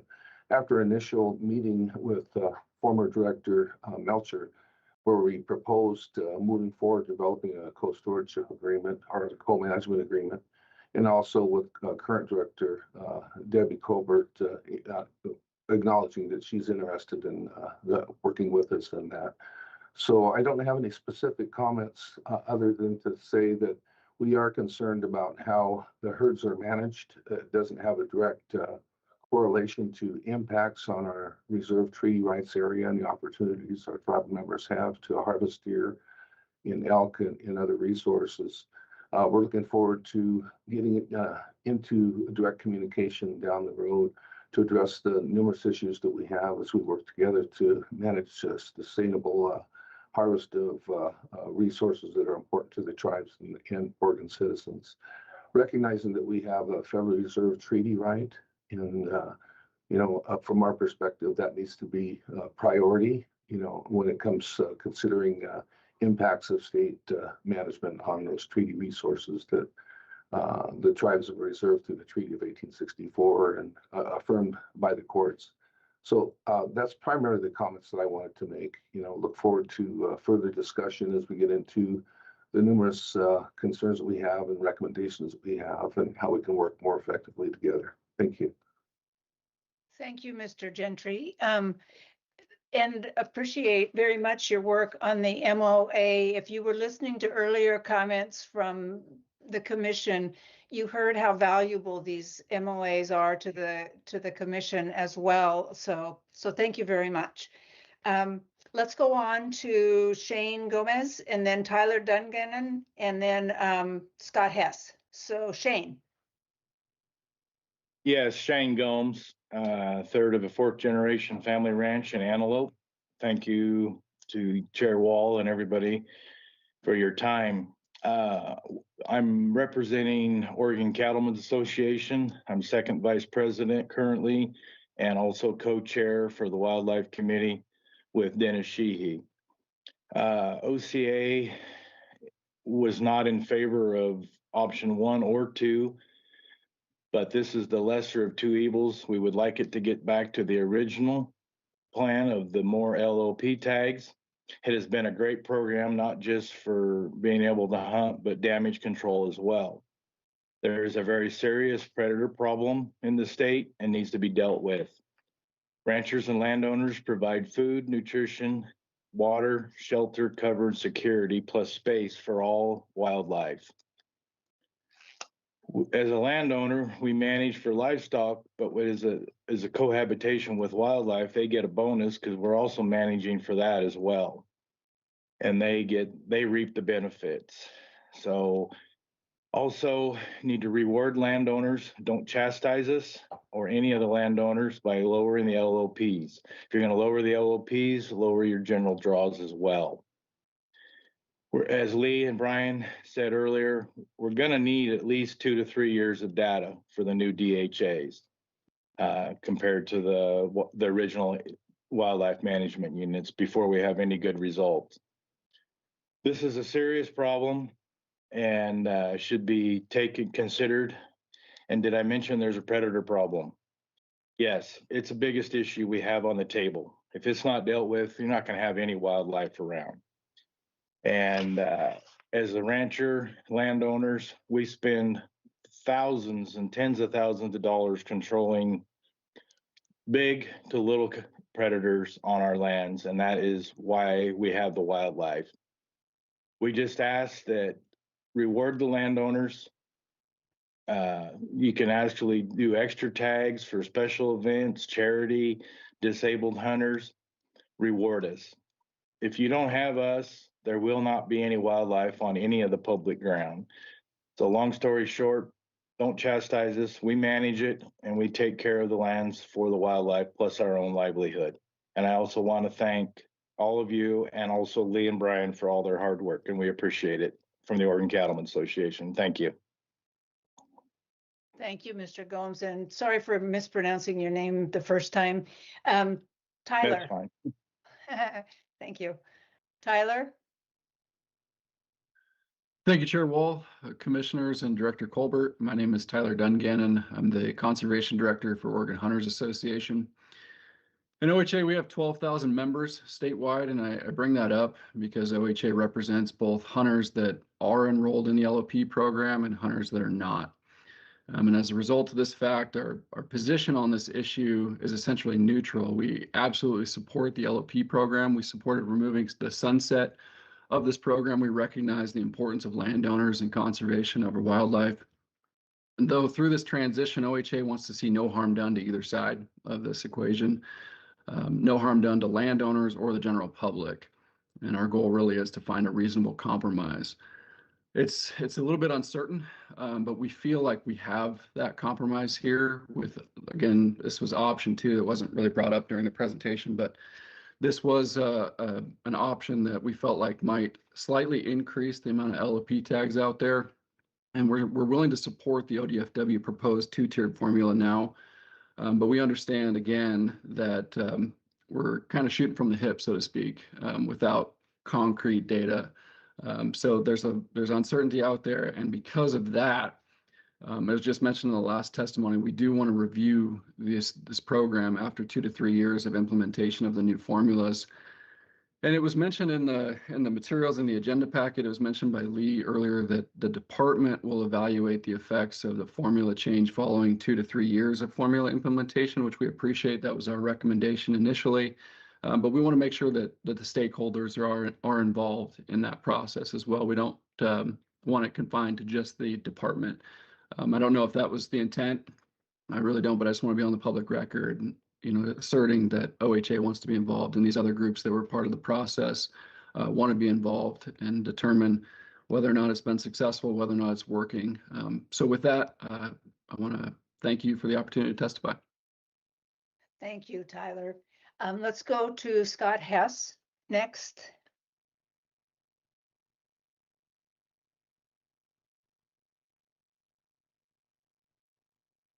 Are you there, Scott?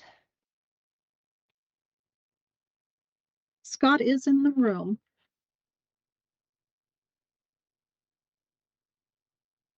Is he muted? Can you tell, Michelle?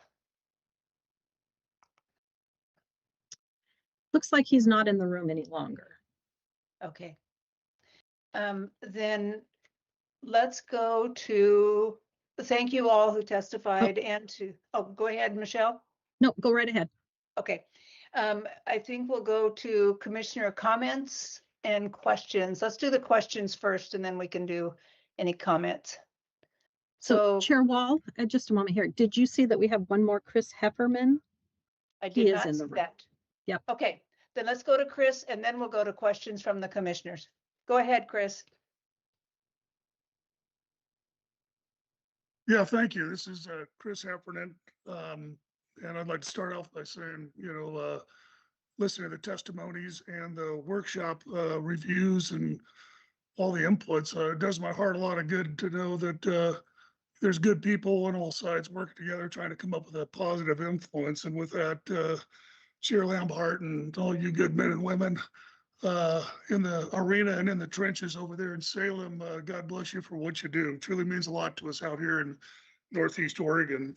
Like I said, my name is Chris Heffernan. We own and operate North Slope Ranches and Resources. We're here in North Powder, Oregon. All of our properties are in Union County on 2 major pieces of parcels that are a couple thousand acres plus, about 3,000 acres of timberland mixed conifer that surrounds the east side of the, or part of the northeast side of the Elkhorn Wildlife Management Area and part of the north side of it, and connects to the Wallowa Whitman National Forest.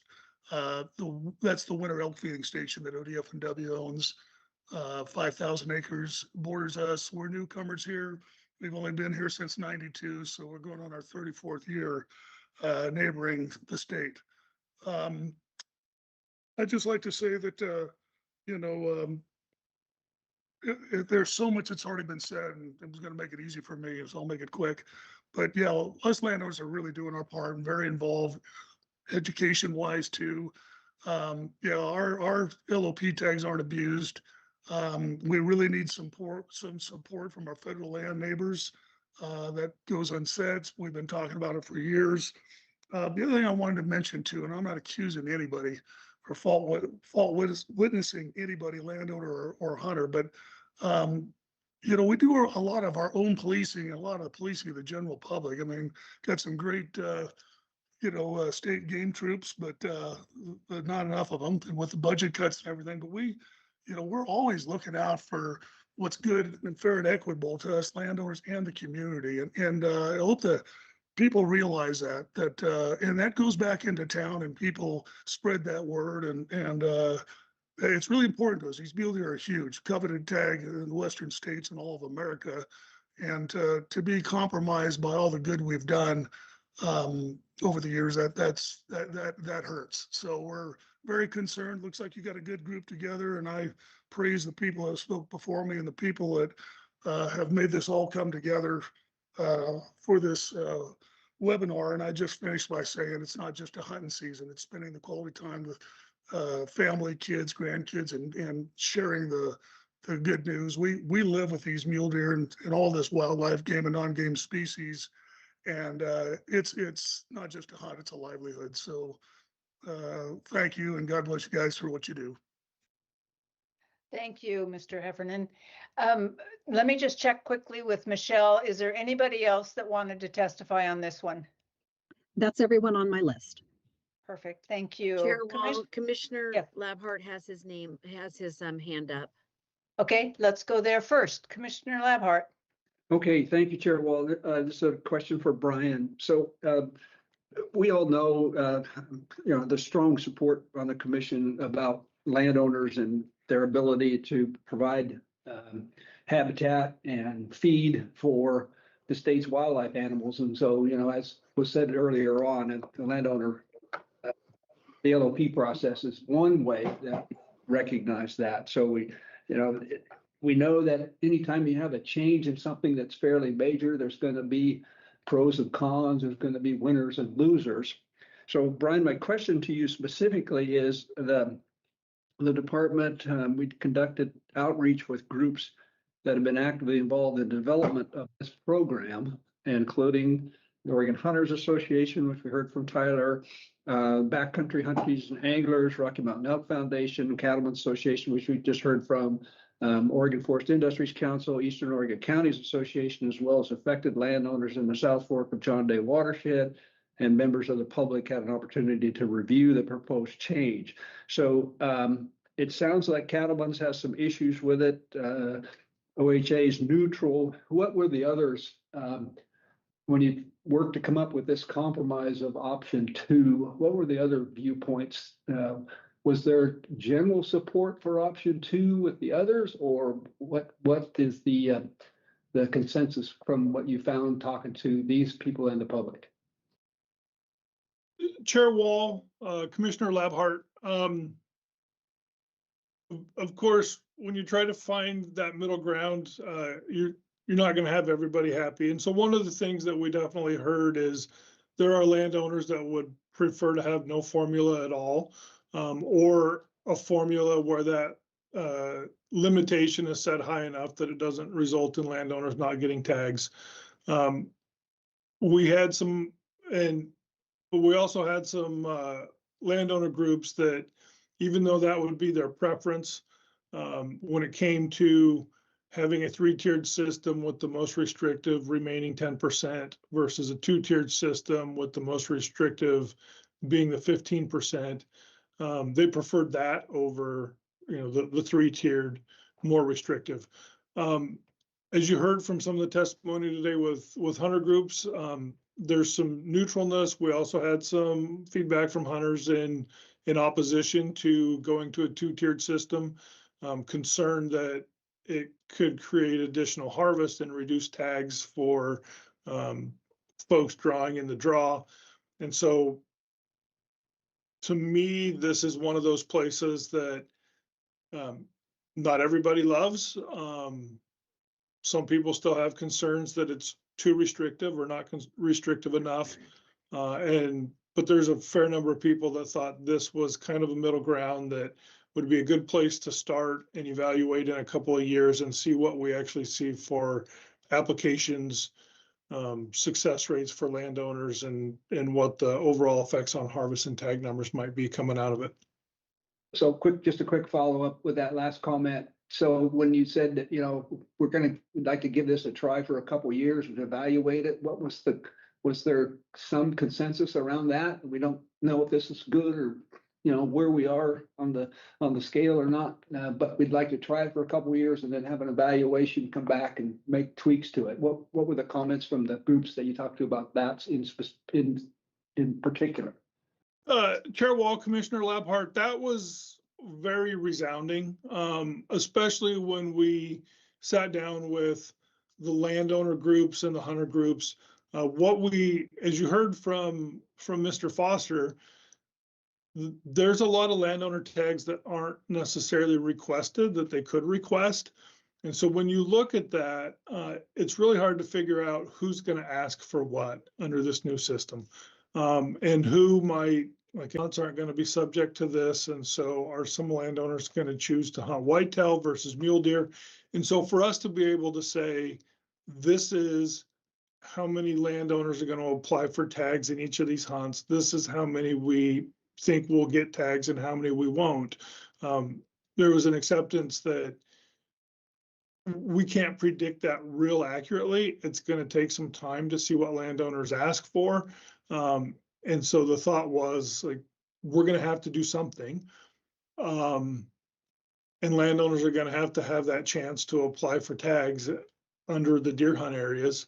But then some real concern that we would make a decision, the outcome would be not ideal and we wouldn't revisit it. And so we've made that commitment that we are going to review application patterns, see what those landowner success rates are at getting tags, see what overall harvest is and tags in the drawing will be, and give that a purposeful look here in 2 to 3 years as this kind of settles out. Okay, thank you. Chair Wall, Mr. Hess is now available for testimony. And then after that, Commissioner Hulda Freeze and Commissioner Morrison have hands up. Thank you. Mr. Hess, why don't you go ahead and you will have 3 minutes as well. Whoops, you're on mute.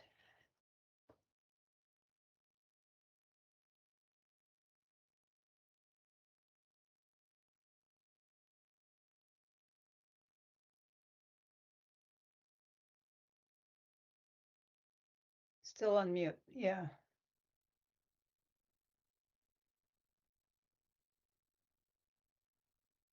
Michelle, can you tell what's going on that we can't hear him?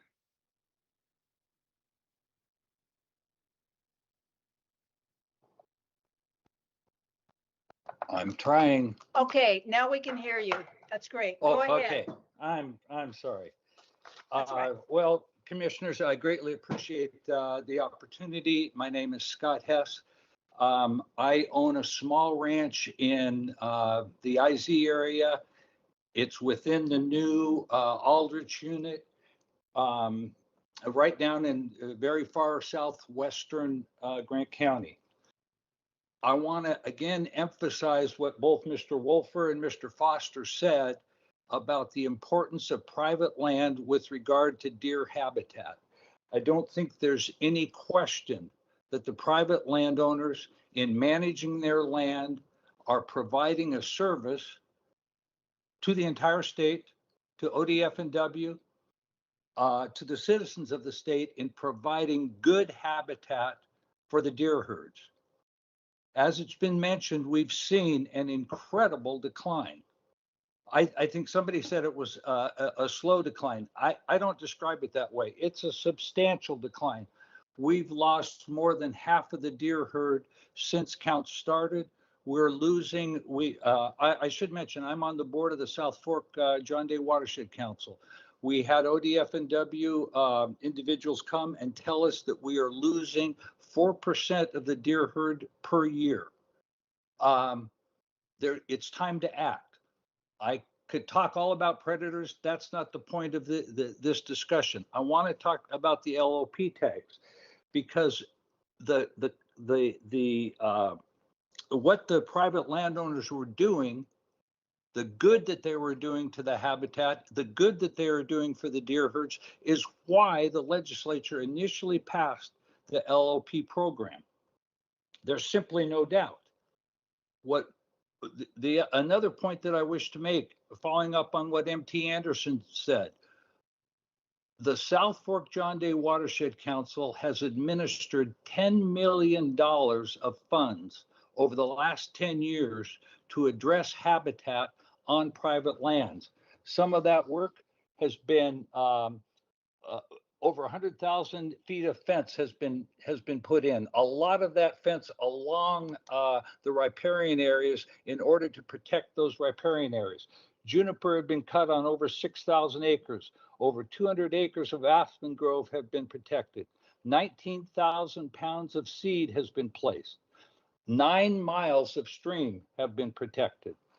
Over 1,000 acres of forest has been thinned. That's within the area that the South Fork John Day Watershed Council administers. There's no doubt that the private landowners are important. The 2024 Deer Management Plan primarily blames habitat loss. That's what the 150-page report, the primary blame is on habitat loss. But the important point is it's not habitat loss on the private ground. The habitat loss is on the public lands. The private landowners are doing what they can. And this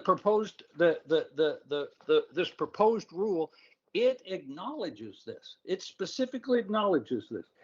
And what I'm looking at is the agenda item summary, attachment 1. On page 4, it talks about the 2-tier formula and the tier assignments. Tier 1, herd ranges with concern level of moderate or low. And this is the important point I want to make.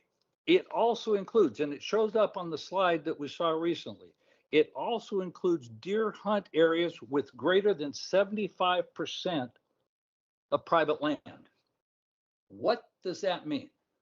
What that means is if that unit is owned, 75% or more of it is owned by the private land, there's no impact on the LOP tags.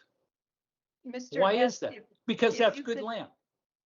Mr. Hess, if you could wrap up, you have used up your time. And I just want you to know, we did read also your letter that you sent in to us.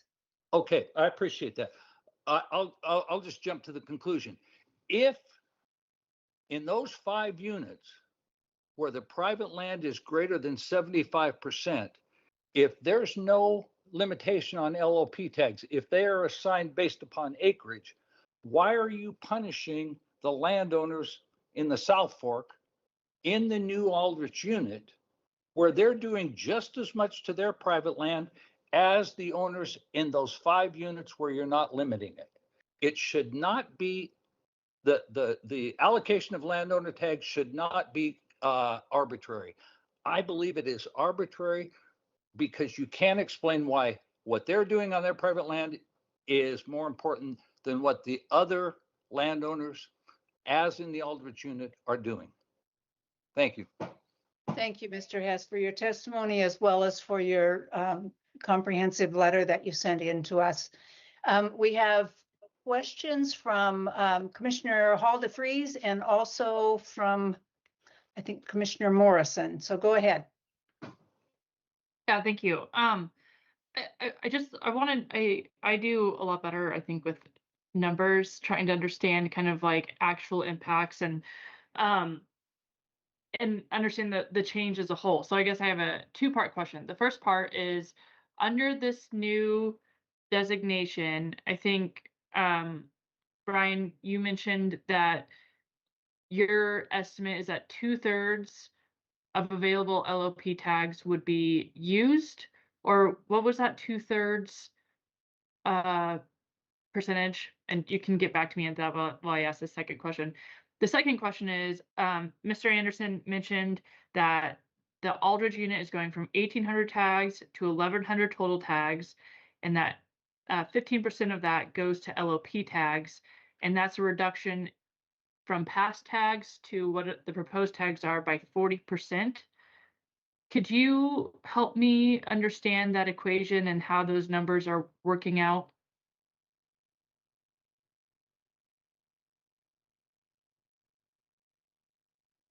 Chair Wall, Commissioner Hall DeFreeze, and Lee might do a little bit of math on his end to help me out here.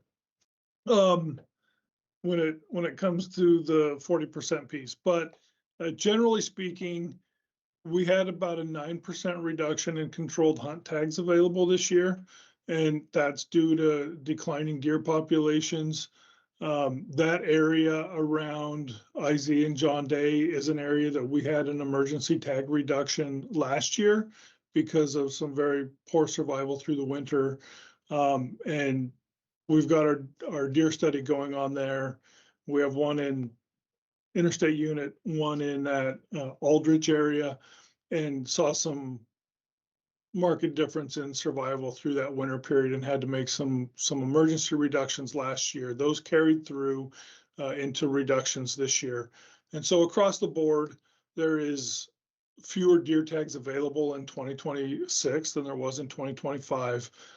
Under a two-tiered formula, the proportion of those available tags that would essentially be available for landowners would be a little bit bigger proportion.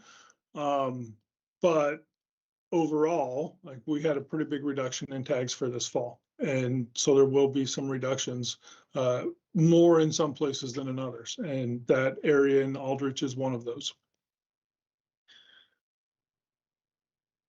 Okay, so just to clarify, I'm understanding what I'm hearing. So you're saying we know that like tags have gone down because of populations. That makes sense. That's one of the purposes of these herd ranges, which I think is good management. But overall, you're saying statewide, there should be a higher percentage of LOP tags available, but that depends on unit by unit. The Aldridge unit is one unit where that is not necessarily the case, just by the fact of that range and how the jurisdiction lies. Okay. Yeah, and Chair Wall, Commissioner Hall DeFreeze, part of it too is how these deer, the biology of where the herd range lives. And so this is getting in the weeds a little bit, but one element of the landowner preference program is that if a landowner has land in multiple units and gets a tag in for their property in one unit, they can use it in another unit as long as the bag limit and the season dates are exactly the same. And so when you look at that, those landowners in the IZ area that might have had land in 3 different units, under the WMU structure, not all the landowners that applied for tags in Murderers Creek could get those tags. But if you had land that was in Murderers Creek, but you also had land in the Ochoco, you could apply for an Ochoco tag. Those tags typically didn't fully exhaust, and then you could use that tag on your property in the Ochoco, or you could choose to use it on your property in the Murderers Creek. And so with the alignment of hunt areas to match deer herds, some landowners likely picked up new opportunities to look at draw odds, and other landowners lost some opportunities to look at draw odds and apply for a different unit based on the odds of drawing. And that's part of what makes a full assessment of like what we think could happen when it comes to applications, some landowners that have larger properties and multiple units, it's hard for us to know what they're going to choose to put in for and how that affects other landowners within those units and a number of requests for tags. If that was a little in the weeds, but hopefully that made some sense. That was great. Thank you. Other questions, commissioners? Chair Wall, I had, this is Commissioner Morrison. I did have my hand up. I think my question Yeah. has just been answered by Brian. Again, I want to put an underline under this. I believe what we're saying is, again, we're seeing an overall reduction in number of tags of about 9% year over year, but we think these formulas in the aggregate are going to allow for more LOP permits. Is that correct, Brian? I mean, I understand it's going to vary unit by unit, but looking statewide. Yes, Chair Wall, Commissioner Morrison, overall, we think that this will result in a higher proportion of the available tags being available to landowners than what we saw under the three-tiered system with a tier that restricted down to 10%. But overall, how many tags will be available depends on how many tags there are total. And so if tag numbers drop in the controlled hunt drawing, they will drop for landowners also. Yeah, and I appreciate that clarification, because I think what we're hearing, from many who are providing testimony here is what I think we all understand and appreciate, which is that private landowners are extremely important for healthy wildlife habitat and healthy wildlife populations. And through this program, we're trying to acknowledge that and express, our understanding and appreciation, for what private landowners are doing for wildlife in the state. And so that's why I just wanted to draw that particular line under that point. I think it's really important one. Thank you. Great comment, Commissioner Morrison. Vice Chair Hatfield-Hyde, I just have one follow-up on this one. If I could do with my quick question, then I'll come right back to your question. Brian, to follow up on the questions, the two that you just had, will the 2 to 3 years that we have for testing this and trying this, is this one of the key questions that's likely to have more light shined on it in that process? Will we know more about the impacts to the different landowners after those 2 to 3 years? Chair Wall, I believe we will. And I think it might take 2 or 3 years, because there are landowners that will be able to have a choice on deer hunt areas that they want to apply for tags for, and that may take them a year or two to see what other landowners are applying for and to look at their draw odds to kind of finalize that. But yes, like Mr. Foster presented in his presentation, we can look at how many landowner applications came in for a hunt. We can look at how many of those were successful in getting a tag, how many were not, and we'll be able to look at that once we start getting those applications in and get a hunting season or two underneath us. Thank you. That's helpful. Vice Chair Hatfield-Hyde.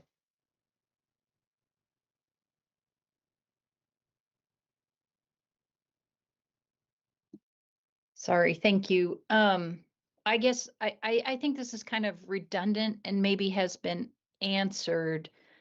I came into this, reviewing the material sent out and kind of trying to think about what's going on here. And a part of this is change, which is always scary.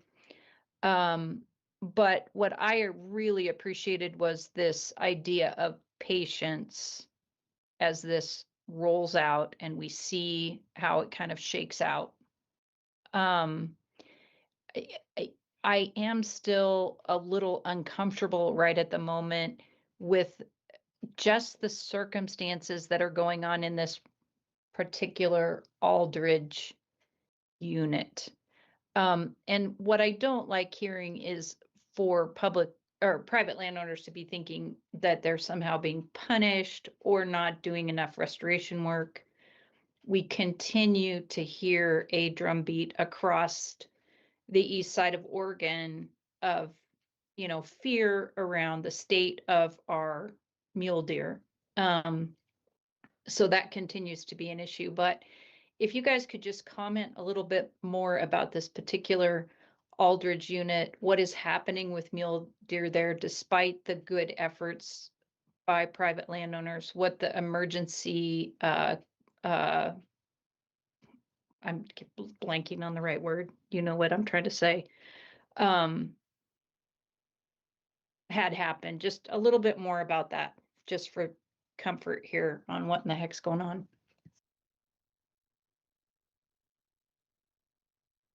I'm gonna see if Lee wants to answer this, and if not, I'll take it. No, happy to talk a little bit more about Aldrich since it's in my backyard. Chair Wall, Commissioner Hatfield-Hyde. Yeah, so we have a few things happening in Aldrich that have contributed to concern around the LOP program specifically as we move into this new deer hunt area structure. The first is biological with declining deer populations. As Brian said, we have a large research project going on up there right now. And what that research project is finding is incredibly low adult female survival rates, poor body condition, repeatedly. And there's a few contributing factors to that. Especially in the last couple of years, we've burned up a large portion of that herd summer range in the summer of 2024. As I was standing in my backyard watching the smoke roll across the hillside. And then about 2 weeks after we burned up their summer range, the Rail Ridge fire kicked off and burned up a very large portion of their winter range. So those deer essentially didn't have anything to eat in the summer after the Falls fire, and then didn't have anything to eat in the winter after the Rail Ridge fire when they got to winter range. Add to that, longer term patterns of forest management changes, predation, recreation, everything we've heard about repeatedly. So we have a declining deer population in that herd range. Additionally, that herd range took all of the Murders Creek unit, all of the Ochoco unit, or a third of the Ochoco unit, and about a third of the Silvies unit, and lumped those three areas together.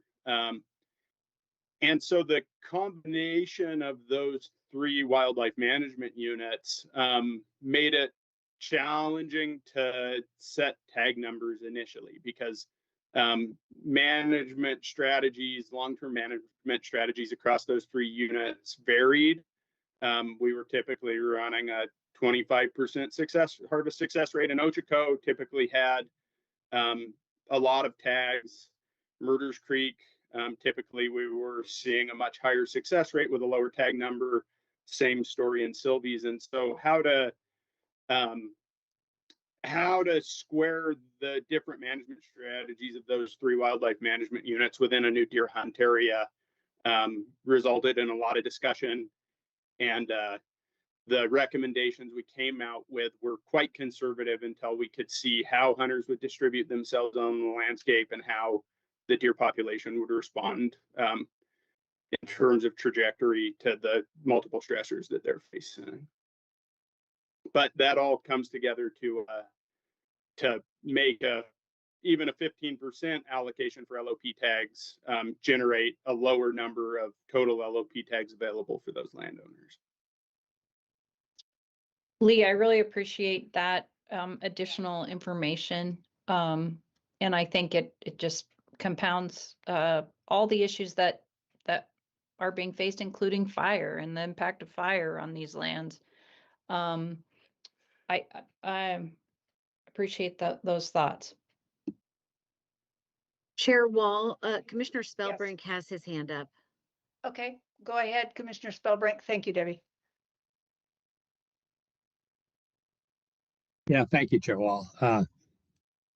hard to know what question to ask here, but like I say, I really hate to see landowners who put all that effort into the land and the habitat and then, lose opportunity. I understand I'm a fisherman, and boy, I hate it when we lose opportunity. It's you don't always know if you're going to catch something, but you just hate to lose the opportunity to try. And I don't know if, like I say, this maybe down the road, this would be a good workshop item between landowners, big landowners, and commission and staff, and where we get down and talk. Maybe there's some ways to think outside the box on some of this. At this point, I don't know what you can do, but it's like, harvest rates on, that was brought up, on private land, that's not part of the equation, I'm guessing, Brian, right? The fact if the harvest rates are low for the, or similar to non on public land as they are in the landowner pieces, that's not part of the equation, I'm guessing, though, is it?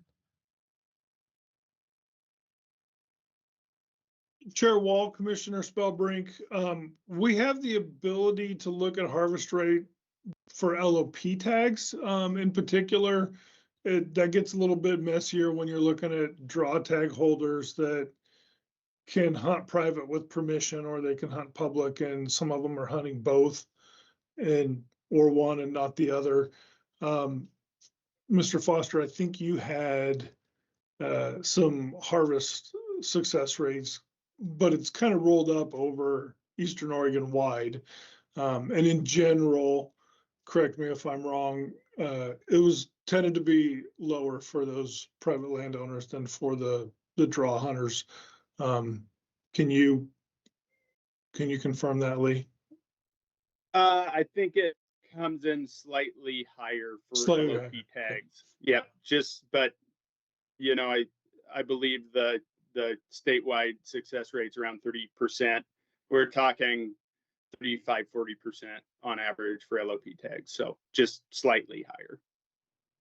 Right. Yeah, I guess, like I say, just trying to think outside the box here. Whether down the road there could be some of those landowner tags could be, say, 4-point or better or something like that, that would cut down on the harvest opportunity on the surface. Anyway, just like I say, trying to think of outside the box. Just I really hate to see our landowners that likes to provide all the habitat and do all the work, and then they feel like they're getting nothing for it. And like I say, I don't know where to go with it. It's just a problem that I don't have a solution for right now. Yeah, Chair Wall, Commissioner Spellbrink, we're right there with you. We would love to see some recovery in some deer populations. We would love to be able to see both landowners and hunters applying in the draw to have better hunting opportunities, better chances to get tags, better success rates. And that's our goal with the new mule deer plan, is to improve our management so that we can see those improvements. And I guess we keep talking about look at it 2 and 3 years. I would say, let's look at it in 2 years. Let's not let it go any longer. And we have to at least look at it and see what kind of data we have. Yeah. Thank you. I think that brings us to the end of our questions. And Chair Wall, yeah, go ahead. Commissioner Moldall has his hand up. Go And ahead, Commissioner Moldall. Dallas Halder-Free. Thank you, Director Colbert. Thank you, Chair Wall.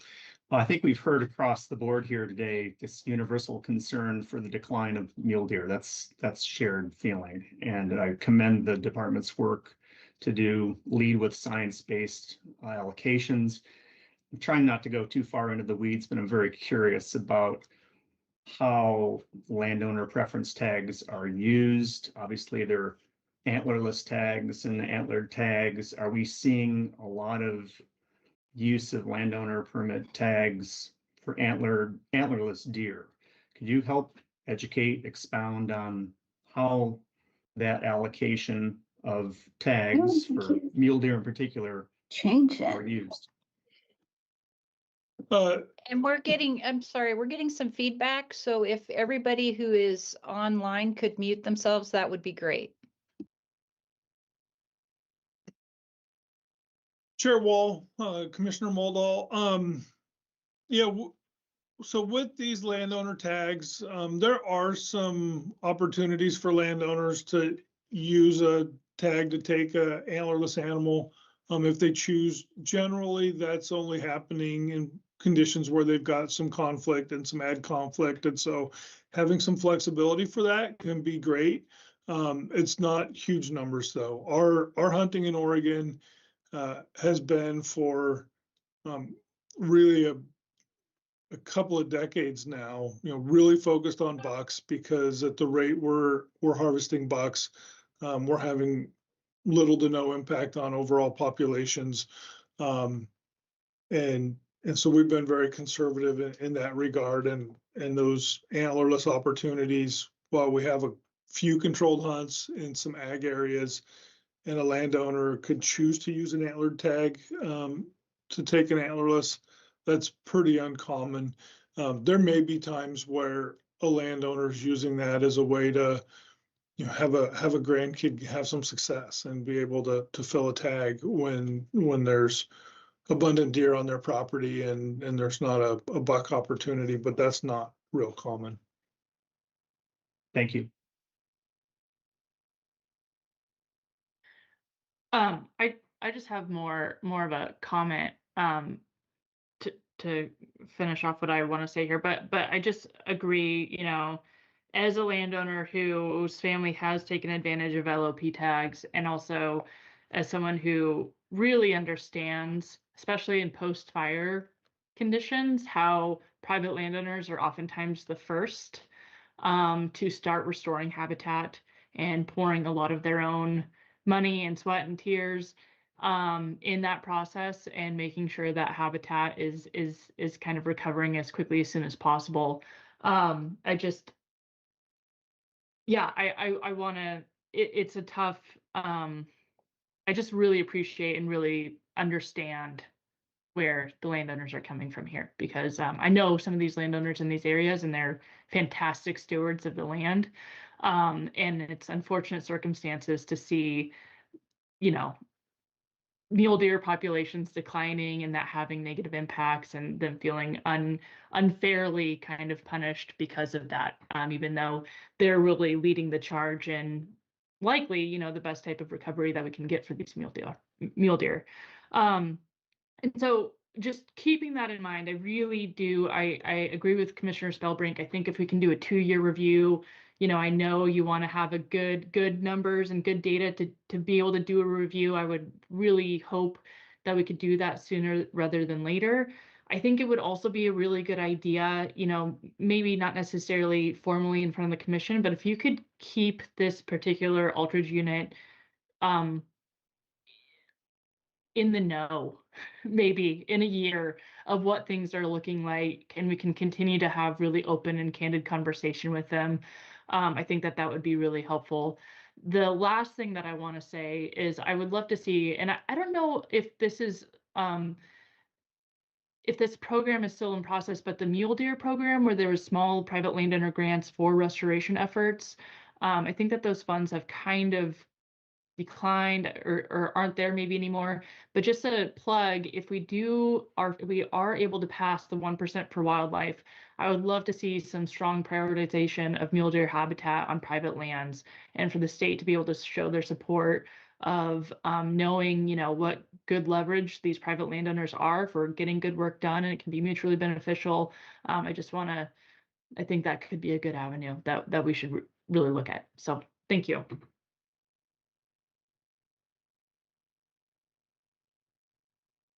Chair Wall, you're muted.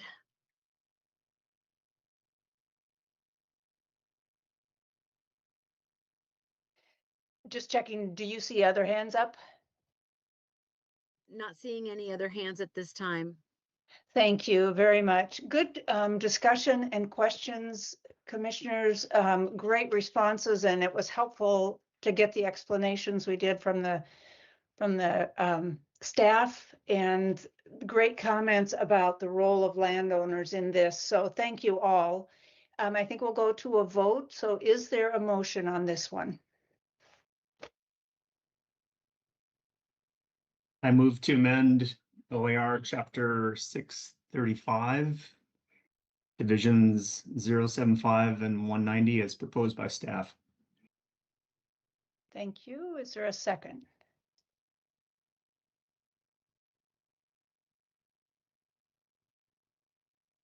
I'll second. Thank you. It's been moved and seconded to amend OAR Chapter 635, Divisions 075 and 190, as was just read into the record. Michelle, can we do a voice? Chair Wall, Commissioner Labhart has his hand raised. Commissioner Labhart. Could we have just a short discussion before we vote? Okay. Okay, thank you. I'm going to support this based upon, what I'm hearing from the rest of the commissioners who had some very, I think, encouraging comments about this. It is something new. It's something different. And there's a lot of reasons for why it happened. I think the staff has done their homework with some of the interest groups. Now fully realize there's some that like this and some that don't like it at all. But we've done the homework on it. We're directing 2-year review process. We've got some issues out there. I grew up in the John Day area, and I've seen Murders Creek now nuked. Last year, Sylvia's Valley nuked. I've seen the Canyon Creek fire nuke 100,000 acres, and there was some significant reductions in this. I've also seen that since I sit on OWEB, there are dollars available for post-fire restoration on private lands. There's OWEB dollars for habitat improvement projects. I think the South Fork John Day Watershed Council has been the benefit of that, and it's been hugely beneficial to them, both from a private landowner perspective and a wildlife and a fisheries perspective. So there's opportunities out there. While it's not perfect, let's give it a try, folks, and see if it works. And I know that there's going to be folks that say, well, it hurts me personally, but it maybe doesn't hurt others. It's a compromise. Let's just give it a try to see if we can make it work. That's my comments. Thank you. Thank you, Commissioner Labhart. Good comments. Others? Any other hands up that you can see, Director? Vice Chair. Yeah, I kind of want to echo Commissioner Labhart. I am going to support this, but I am really discouraged that, especially for this Aldridge unit, and I think I understand why. But this is an area where I think as a department, we need maybe a little extra outreach right now to really share what's going on here. Because I also think that this is change and it's going to shake it up, right? It's shaking things up. But I do choose to support this. Thank you for your comment. Anyone else before we go to the vote? Sorry, Chair Wall, I do have a. Go ahead. Go ahead. I think I'm sitting here kind of trying to know what my vote is going to be. And I just want to, I think I have to take into account kind of the picture as a whole. If I could just look at this Aldridge unit, I would vote no. But I think from what I'm understanding from staff that overall we're getting higher percentage of LOP. We're trying to be fair to both private and public hunters. This is a tough one for me. And so I just want to voice that I really feel for this particular unit. And I just, definitely echo Vice Chair Hatfield-Hyde. Let's put a little extra into this unit. I know that you all have, but I think we need to continue to look at it closely. And then as folks like Commissioner Lockhart, maybe we need to look at OWEB and maybe look at some state opportunities to prioritize this area for some restoration efforts. So thank you. Thank you. And I think we've heard some fairly general consensus on keep it to 2 years if we can, and some real support for communicating with Aldrich, which it seems like there's been some of that already, a lot of that already, and just keeping it up would be great. So let's go ahead to the voice vote then, please, Michelle. Hall DeFreeze, Yes. Morrison, Yes. Modal, Yes. Labhart, Yes. Spellbrink, I'll abstain. I'm just not comfortable. Hatfield Hyde, Yes. Wall. Yes. Thank you. It passes with 1 abstention, and we will move to the next item. Commissioners, I need to just back up a bit and check if I think that I may have missed a testimony from somebody. We have already taken the vote on Exhibit B, but I had listed somebody from the Burns Paiute tribe that was trying to testify and didn't call on that person. Michelle, was Rick Eichstad trying to testify? Chair Wall, we did follow up with Rick, and Okay, he was not needing to testify. perfect. Thank you, thank you. Then we are at the point where we have one more item. Commissioners, let's take a 5-minute break and come back and do the Coquille Conservation Hatchery Program.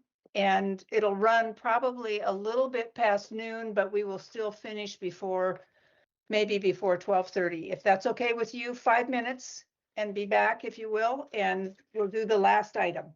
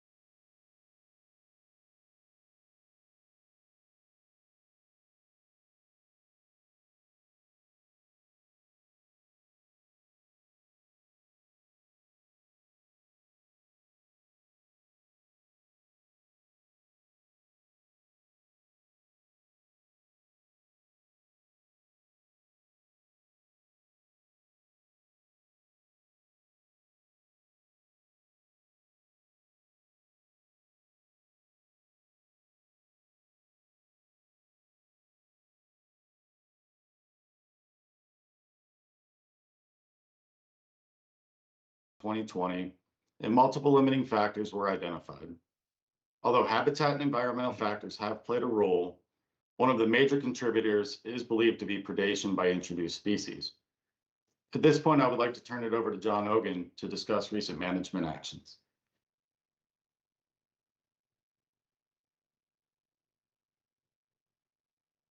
Next slide. Chair Wall. Yeah, thank you. Chair Wall, Vice Chair Hatfield Hyde, Commission members, and Director Colbert. Debbie, great to see you all today. First, I just want to share that Coquille Tribal Council Chairwoman Brenda Mead shares her well wishes and greetings to all of you, and also acknowledge that Councilman Don Garrett is in your virtual audience today as well. Yeah, as Greg said, we've been working hard cooperatively together under our MOA on the Coquille River for a while now, and some of the management actions we've been doing include those on the slide there. We've been doing extensive efforts to address the limiting factors, including continuing our habitat restoration work, along with smallmouth bass suppression efforts. We do that through intensive electrofishing, both the Coquille Tribe and ODFW. We also have a Coquille River Steppe Association sponsored smallmouth bass derby that's very popular and effective in removing bass.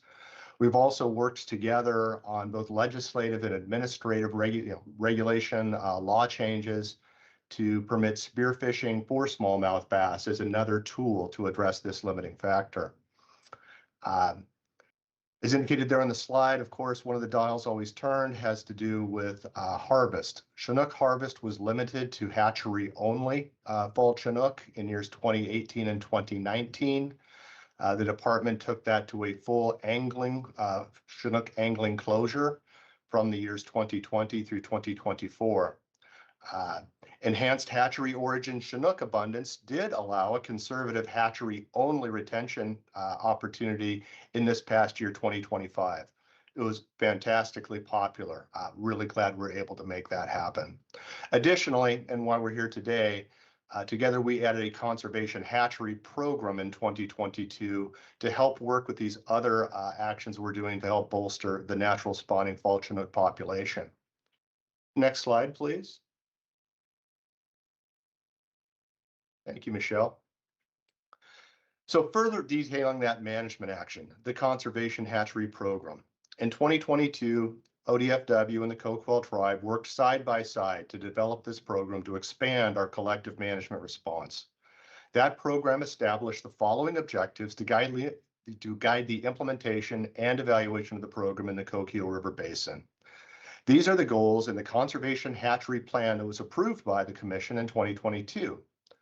First, prevent extirpation of naturally produced fall Chinook in the Coquille River Basin. Second, conserve the genetic diversity of naturally spawning fall Chinook in the Coquille River Basin. Third, increase the abundance of naturally produced fall Chinook to a self-sustaining level of 2,833 fish for 4 years, with a high likelihood of regularly exceeding that value in the future. It's important to note that this conservation hatchery program is independent of another hatchery program in the Coquille, and that's the harvest augmentation program.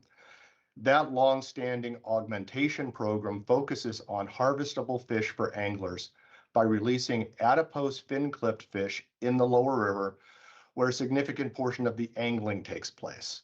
This conservation program is focused on increasing natural spawners by releasing unmarked, not fin-clipped, but coated wire tagged Chinook in the upper basin near the spawning grounds. Next slide, please, Michelle. So it's the operational details that Greg and I are here to discuss. Operational details of that plan approved included the use of wild brood stock only, an approval for which included an approval from the Commission for an annual maximum of up to 100,000 smolts to be released as part of that program. However, due to current hatchery capacity limitations in the region, our goal is currently limited to releasing 47,000 smolts until that capacity situation is rectified. The fish are 100% marked with coated wire tag, And again, the purpose of this program is to have the returning fish spawn in the wild to rebuild the population. So we don't want them externally clipped and be mistaken as a harvestable hatchery fish by the anglers. We seek to maximize genetic diversity through our spawning protocols. As I mentioned, we release these smolts in the upper basin near the spawning grounds to help them home as adults back to those areas. We also release these fish as larger size smolts as opposed to small size fish. The aim there is to minimize predation and increase survival. We grow the fish larger to hopefully take them out of that prey base window of the smallmouth bass that I addressed earlier. Next slide, please. So we've had some challenges.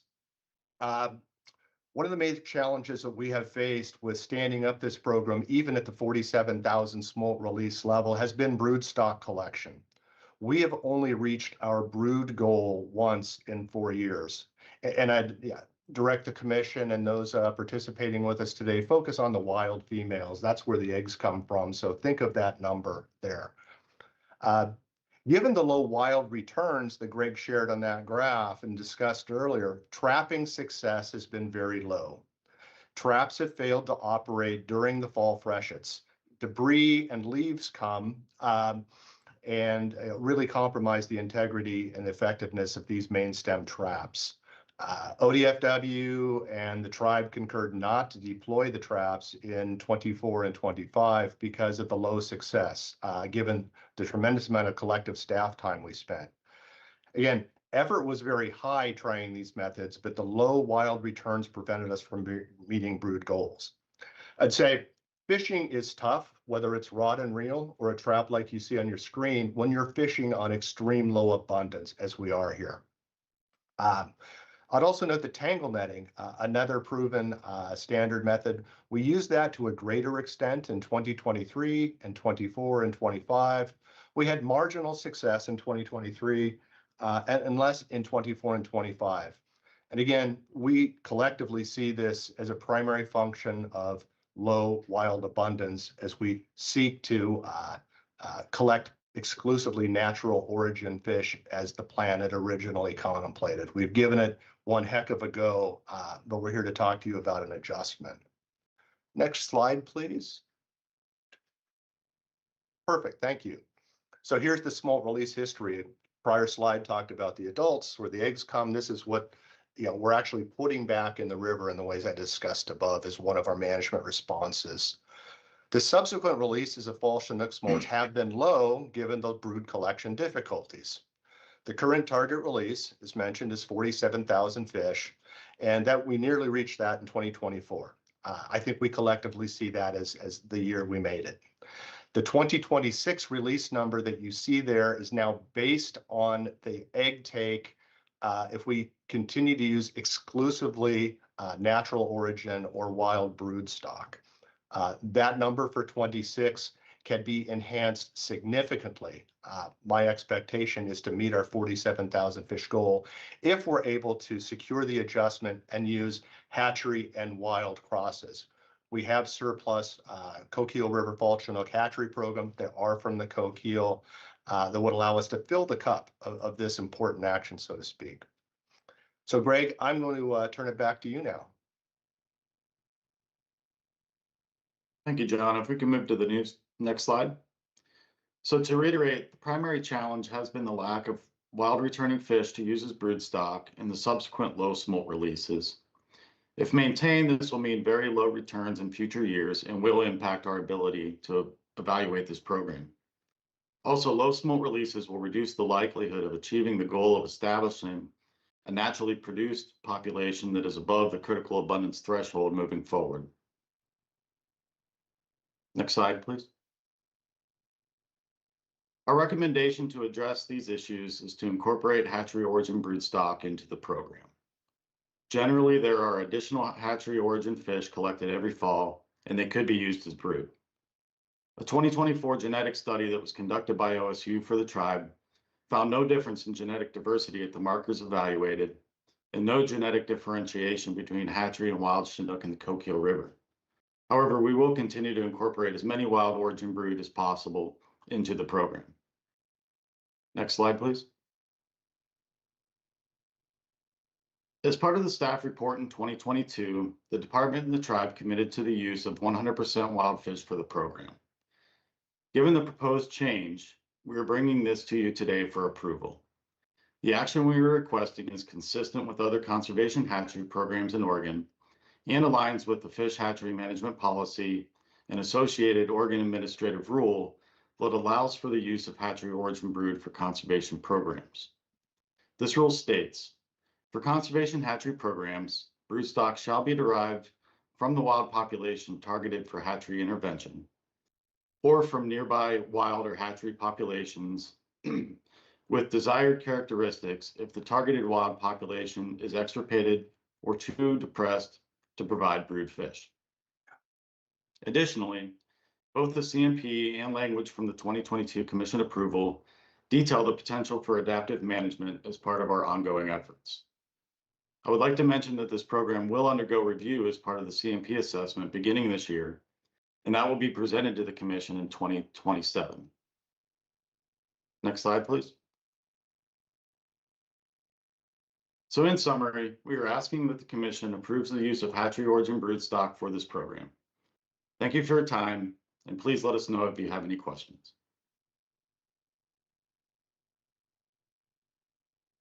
Thank you.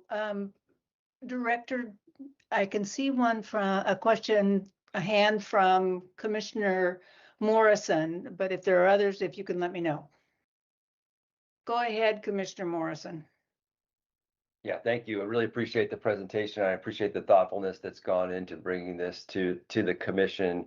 I think it's it's a good time to kind of reflect on the importance of hatcheries in restoration of native stock, the value that hatchery programs can provide to us. And I think we all recognize that central to that is using the appropriate stock. And, so for me, what's really persuasive in this presentation is exactly that, the hatchery fish that we're intending to bring in here to augment the wild fish returns are the appropriate stock for the coquille. And that to me, again, is really persuasive. Given that, I guess the question I have is, since there is a change here, even though, again, it's the appropriate stock, is this something that NMFS needs to sign off on as well, or is this something that is within the discretion of ODF&W and the commission to go ahead and move forward with? Yeah, Chair Wall, Commissioner Morrison, thank you for the question. My understanding, based on the prior approval of this program and the ability to have adaptive management within it, that we can move forward with that action internally, if you will, as an ODFW action. Yeah, and Greg, I concur. That's the spot on response. I just wanted to share for the commissioner, just a reminder. And of course, the fall Chinook stock here that we're addressing is not an ESA listed animal, and so we always coordinate with our federal partners. As Greg said, the program was approved 4 years ago, and the challenge has not been is this the right thing to do from NMFS perspective? I believe that's been addressed. We haven't been able to put it on the ground in the way that we need to. Thank you both. Director, it looks like we have another hand up, but I can't tell who it is. Can you see that? My hand is actually up. This is Becky. My hand has stayed up for like the last 2 hours, but my hand is actually up. Okay, go ahead. Ask your question. Oh gosh. John and Greg, good to see you. John, I appreciate, I like to see our co-management in real time here with both of you here. We're working on this problem and situation. I continue to be sobered by the state of the situation there in the Coquille. I appreciate that you guys are working on everything you can do to try to deal with the bass. And I understand that this is not ideal, but yeah, I just want to say that I appreciate you guys continuing to work on this.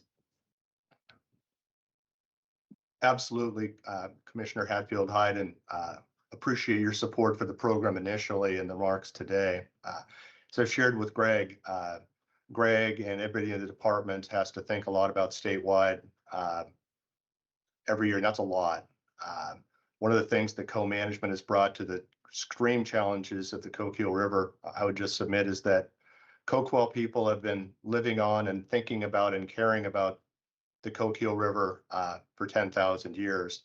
My team in the Natural Resources Office and I call it enjoy the luxury of thinking about the Coquille River, working on the Coquille River every single day. We have a lot to cover, but that's one of the beauties of this co-management relationship is my colleague Greg and those in Fish Division, et cetera, they got a lot of things to cover. We really bring that 10,000 years plus everyday sort of focus and thinking to this problem, and enjoy the collaboration we've had with the department since the MOA is put in place.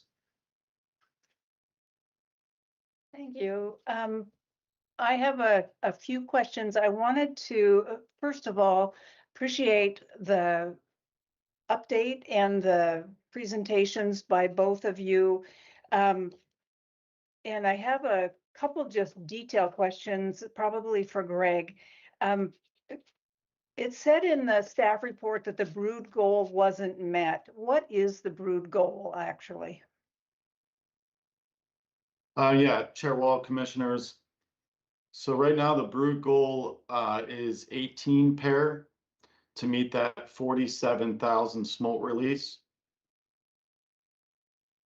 Thank you. And just a quick follow-up on that. Are we currently using any wild brood for the augmentation part of the hatchery programs? Yeah, Greg, I can take that. The answer to that, Chair Wall, is no, albeit there is an exception. Given that we initiated the program, the conservation program 4 years ago, and recall that slide, you see there's been some males here and there. One of the recommendations that we received from the OSU Genomics Lab was to, where it's easy and convenient, for example, we've collected some males for the conservation program, put those gametes into the augmentation program kind of when you can. And so last year we had, and I believe the year before, just 2 to 3 extra males that were natural origin. So to follow the recommendations of the geneticists and maintain that genetic diversity, integrity, and the lack of differentiation, we took advantage, but it's such a very small scale, Chair. Thank you.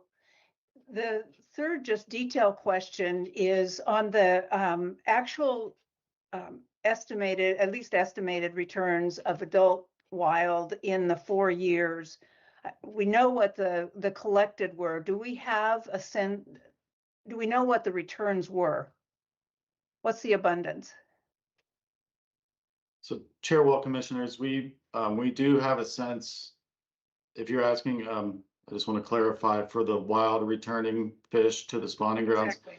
Mm-hmm. Yes, we do via surveys that are conducted have that number, and that's what we spoke to prior, that number has been hovering around that 500 fish mark for the last 7 or 8 years.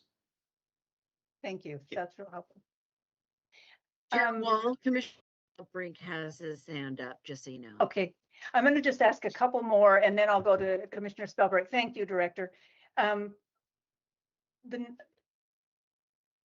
said that I appreciate what you two just presented and equally appreciate what the Coquille tribe has done in support of conservation of habitat, bass removal, monitoring and that sort of thing. And the question to you, John, if you will, could you talk about whether the tribe is in a position to continue to put support clearly and resources into those two things, the habitat and bass removal and the monitoring.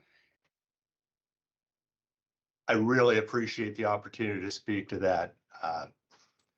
So after I saw the commission in 2022 asking to add this tool to our toolbox to address the Coquille.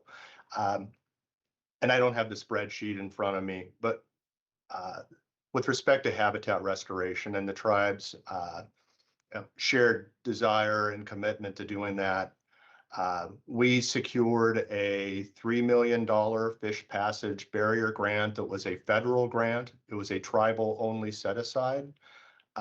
My team down the hall, working with watershed associations and ODFW, are putting that money on the ground, addressing passage barriers in the Coquille River Basin. So that's after this happened, we're continuing to do that. We have another, we're able to secure another federal grant about 2 years ago for habitat restoration. I'm excited to be working with private landowners to be launching a major habitat restoration stream complexity habitat restoration and protection program in the North Fork of the Coquille. It's a large scale project. Just a couple of examples of kind of post-conservation hatchery approval, we continue to really work hard on the habitat piece. I think we've all seen that there's some dynamics happening within the availability of federal funding for this work, but the tribe will continue to be very aggressive. And I predict just as successful as we have been in pursuit of that. So we remain absolutely committed to the holistic approach to restoration of the ecology of the Coquille River Basin. Electrofishing, this is, when Chris Kern and I originally presented this, I think he and I both said, the tools we have to address illegally introduced invasive smallmouth bass are limited. But we are using the best available tools, and we're using them very aggressively. Between the department staff and between the tribe staff, we have 4 electrofishing craft that we run in a coordinated manner every day of the week for nearly 3 months. Just anecdotally, that I know that my team removed 12,500 bass in the last electrofishing season, and I expect that the departments, my partners over there, did about the same. The Coquille River Steppe Association Bass Derby. This is a great example of how the community has rallied around the work we're doing in the Coquille. They go out and they secure donations from people and from businesses in the community. We in ODFW put tags in bass, and as hard as it is, we release those bass back into the river and then advertise the opportunity for anglers to come and fish for bass. Maybe they'll catch one with a tag, and those might be worth $50. We've had prize fish out there that's worth as many as $5,000. That's driven effort to enlist the recreational angling community to helping us get those bass out of there. So from the electrofishing standpoint, I continue to believe we're going to have the resources to continue that effort here at the tribe. I believe the communities continue to support the Bass Derby that's removing tens of thousands of bass annually as well. So I don't see us letting up there, Chair. Thank you. Appreciate that. I want to ask one more just follow-up question on it. What about the monitoring? Because in this one, monitoring is important anywhere, but it's absolutely critical here. Is that a place where the tribe will be able to participate if the federal money comes through, or is that something that the tribe can put resources into otherwise? Great question. Again, I welcome it. And to be clear, the tribe is investing not only the federal grant funding. It's we invest tribal funds. We look to OWEB. We look to federal grants. We look to all kinds of organizations to collect as much as we can to put forward, even without what it called the dynamics in the federal funding. The tribe is positioned to assist with monitoring.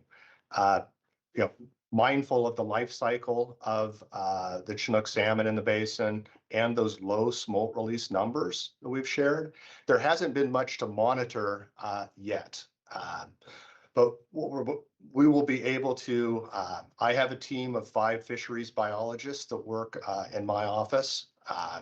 We have resources and we're pursuing more resources to put not only those people on the spawning grounds to help with monitoring, but also maybe to enlist some temporary assistance as well with expanded spawning ground monitoring. Also, and Greg and I chose not to put too weedy things into the presentation. We are also doing what's called parented-based tagging of these conservation fish. What that allows us to do is take samples from either carcasses we find on the spawning grounds, angler caught fish, even if released, fish that may swim into various trap facilities across the basin otherwise. That's another state-of-the-art monitoring tool, parentage-based tagging, that we have deployed. But again, I think I would circle back to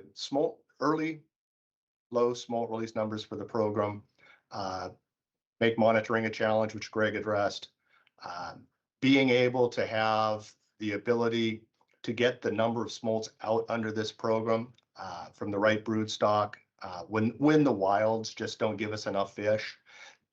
It really does enhance our ability to monitor the effectiveness of this action and continue to evaluate. Thank you. That's really helpful to hear. And part of the reason I'm asking the questions, and as many as I am on this one, is this is one that it was tough when it came up in 22. It's even tougher to look at now. And there are a lot of places across the state that could have the same experience that we are seeing in the Coquille Basin. And so it seems important to get this one right if we can. And we have in front of us a proposal. We also know that we're about to go into the CMP process and review, and what are we going to do overall. So those are reasons that I really want to ask a few more questions on this one, because it seems important to get this one right. And one of those questions is, and this is probably a question for you, Greg, is at the end of the day, how does this proposal help us recover the wild run in the Coquille River? Because I understand the drive to have more fish and be able to have more returns. But a key goal of this is to try to recover the actual wild run in the Coquille. So how does this help us get there? Yeah, thank you, Chair Wall, Commissioners. So, if we are able to consistently hit that release goal, we would anticipate returning numbers that would be, just from that program alone with no other action, close to that critical abundance goal of just over 2,800 fish. Now, our goal here with this program is that we would meet that critical abundance number for 4 years. There is the possibility, I want to clarify, of if we're confident that we'll meet that goal moving forward, to allow those fish then to populate on their own. That ultimately is the end goal here, that we can achieve that number and walk away from this and have that be a self-sustaining population. And now I would just add that in addition to this program, that those other actions we've talked about to address limiting factors such as bass removal, even habitat restoration, albeit habitat restoration for Chinook versus say coho is a bit more challenging. Those are also other actions that we're looking into to help rebolster this population. So just to follow up on that, Greg, thank you. If we're to the point where it's not working to use wild brood for the conservation hatchery program, and we're saying we want to augment that with, or bad choice of word, we want to add hatchery in, and then call the wild plus hatchery generations the Coquille population, how is that not a CMP kind of question, rather than just moving forward with accepting that we're not making it and we're going to augment these with hatchery?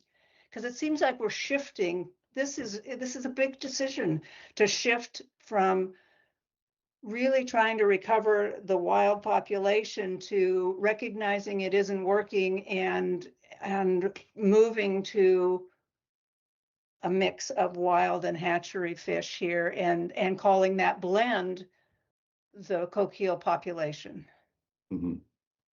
Yeah, Chair, well, Commissioners, I think one of the things that makes us feel, I would say, more comfortable moving forward with this action is we still want to incorporate as many wild fish as possible. Wild fish as possible and backfill with hatchery fish for the use of brood.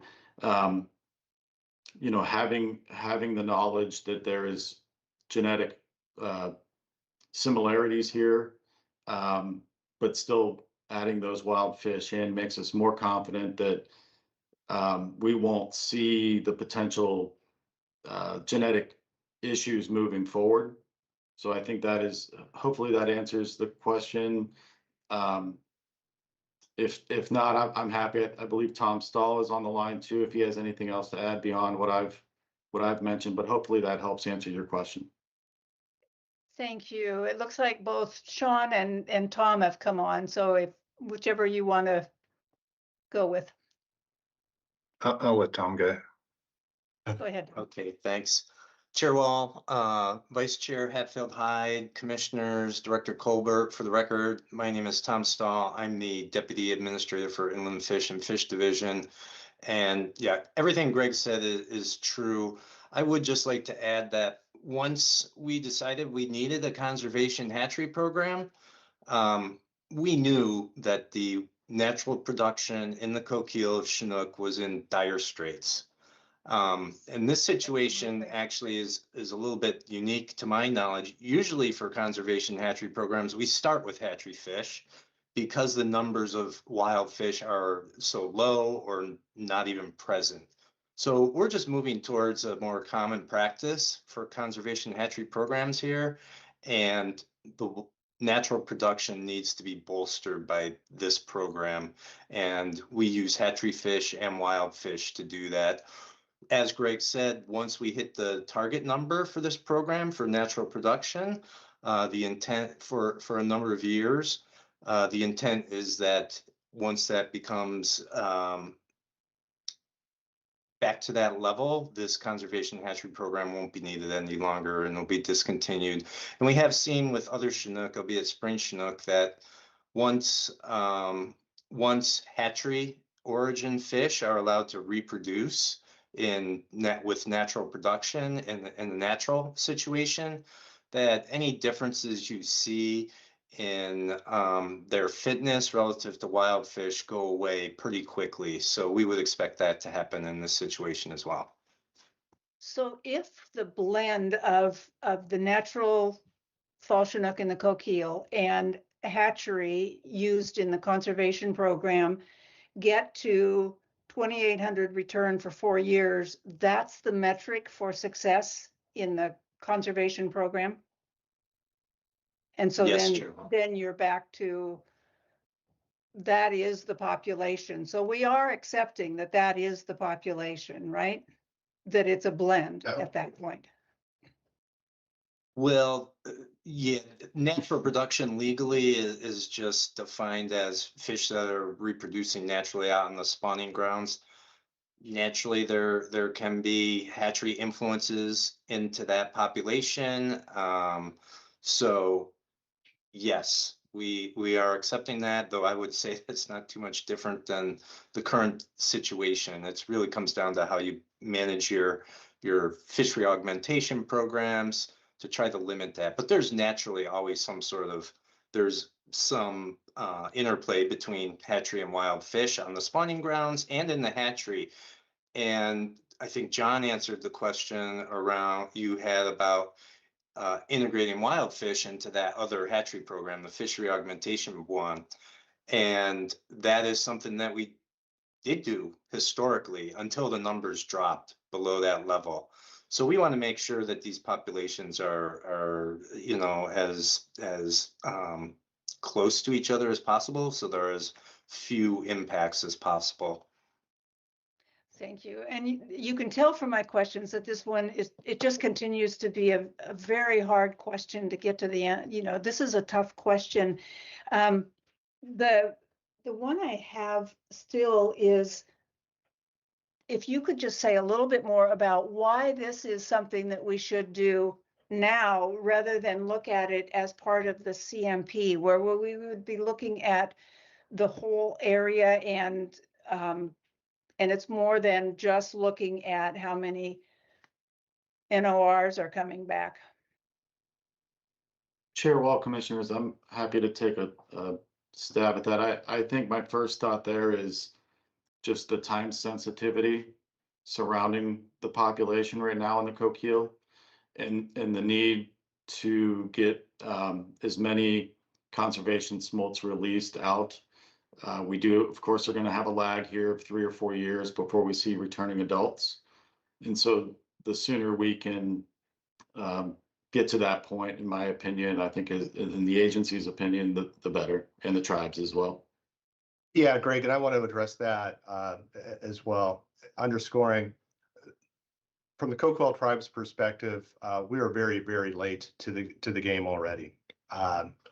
Greg's chart showed, we concur that we are 8 consecutive years. That's 2 complete life cycles of this animal in this basin, below conservation threshold or critical abundance. Think of that as the number that has been developed to say that natural population, that wild population, is really functioning as a population.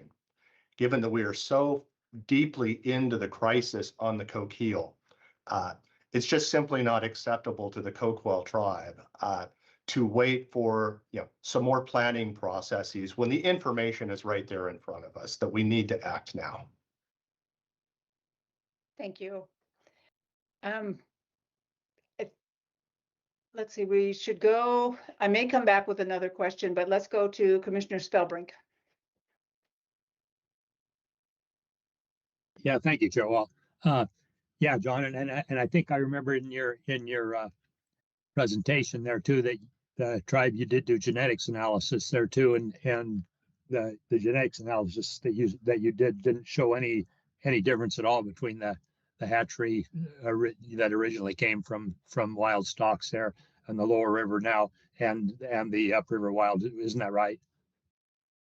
That's right, Commissioner Spellbrink, and I think that makes this a less difficult question, and that is, to the extent, I won't soapbox this long, but one of the reasons that state policy protects wild salmonids or wild Chinook or steelhead, one of the primary reasons is to conserve that genetically based adaptivity to that particular landscape.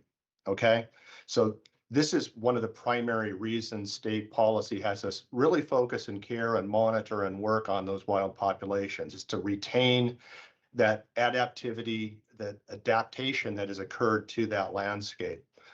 So when we look at the issue before us, we have analyzed the genetic composition, or Oregon State has, the same lab that ODFW uses, to see where are we relative to the what we call the hatchery Chinook and the natural origin and wild Chinook. In this case, and with the pros before you, at least the best tools available to us now say, if you're trying to preserve the genetic integrity of Coquille River fall Chinook, both of these subpopulations can be effectively used to accomplish that.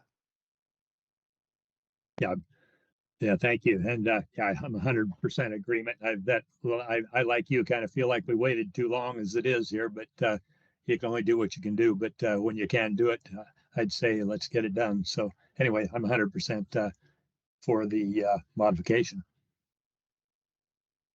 Chair Wall, Commissioner Labhart has his hand up. Thank you, Commissioner Labhart. Okay, thank you, Chair Wall. So when I was reviewing this agenda item, I asked myself a couple questions. Is this aligned with policy, and is it aligned with our legal format? And so, I mean, we pushed the button in 2022 with the Conservation Hatchery Program, And so I believe that it aligns with our fish hatchery management policy from that standpoint, because we approved it under that format. But more importantly, I looked at the OAR, which is 635.07.054, which states, quote, "For conservation hatchery programs, broodstock shall be derived from wild populations targeted for hatchery intervention or from nearby wild or hatchery populations with desired characteristics if the targeted wild population is extirpated or too depressed to provide the brood fish." And so clearly that answers the question for me. Is the staff presentation is aligned with policy, and it is definitely aligned with the statute, or excuse me, the OAR that we are to follow. Thank you. Thank you. Any other hands up, Director? I'm just I'm not Commissioner seeing Hatfield any. Hyde. I'm happy to make a motion, but Can we just, 1 second? I'm just checking with Michelle to see if we have anyone signed up for comment on this one. Excuse me, Vice Chair. sorry. We did have one individual, but he is not in the room this afternoon. Great, thank you.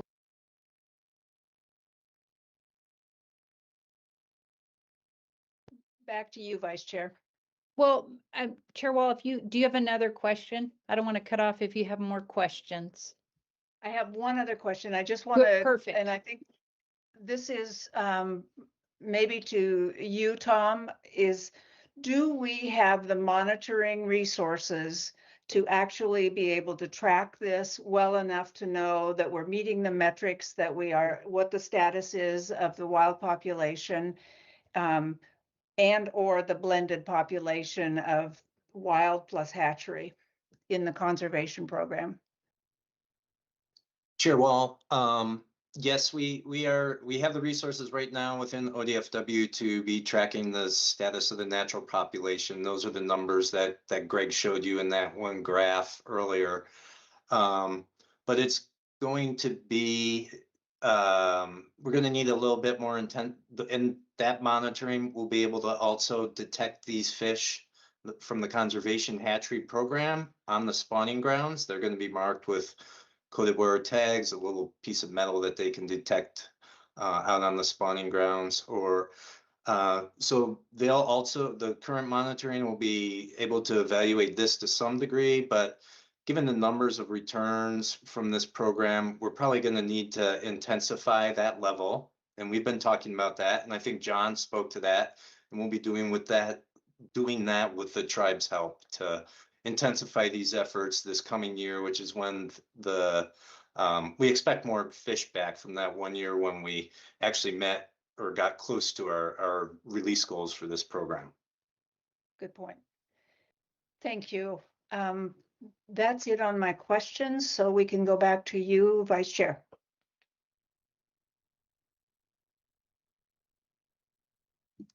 Okay, I'll make a motion. I realize this is a tough situation. I appreciate the work, and maybe that good, one good group in 2024 will come back, and you'll be able to capture a lot of wild fish out of that one for the future. I would sure hope that. And then that, I think, definitely addresses, some of Chair Wall's concerns about how we're taking care of our wild fish. I wish this was a better situation, but I am sure thankful for the efforts that are going on, and I'll just make a motion I move to approve the department to include hatchery origin broodstock as part of the Coquille Fall Chinook Conservation Hatchery Program. Second. Thank you. It's been moved and seconded to approve the department to include hatchery origin broodstock as part of the Coquille Fall Chinook Conservation Hatchery Program. Let's do a voice response on this one, if you will, Michelle. Morrison, Yes. Modal, Yes. Labhart, Yes. Spellbrink, Yes. Haldefreeze, Yes. Hatfield Hyde, Yes. Wall. Reluctantly, I'm voting no on this one because I feel so strongly that we should do this as part of the CMP process, with great appreciation for the answers and the huge work. Motion passes, and thank you to all of you for this and for huge amounts of work from the tribe and from staff, and from volunteers in the community throughout this effort. We can hope for absolute best on this and decent returns soon. So thank you all. If there's nothing else, I think we are adjourned for today. Thank you. Thank you all, commissioners. you. Thank you. Take care. Thank you. Thanks. Bye.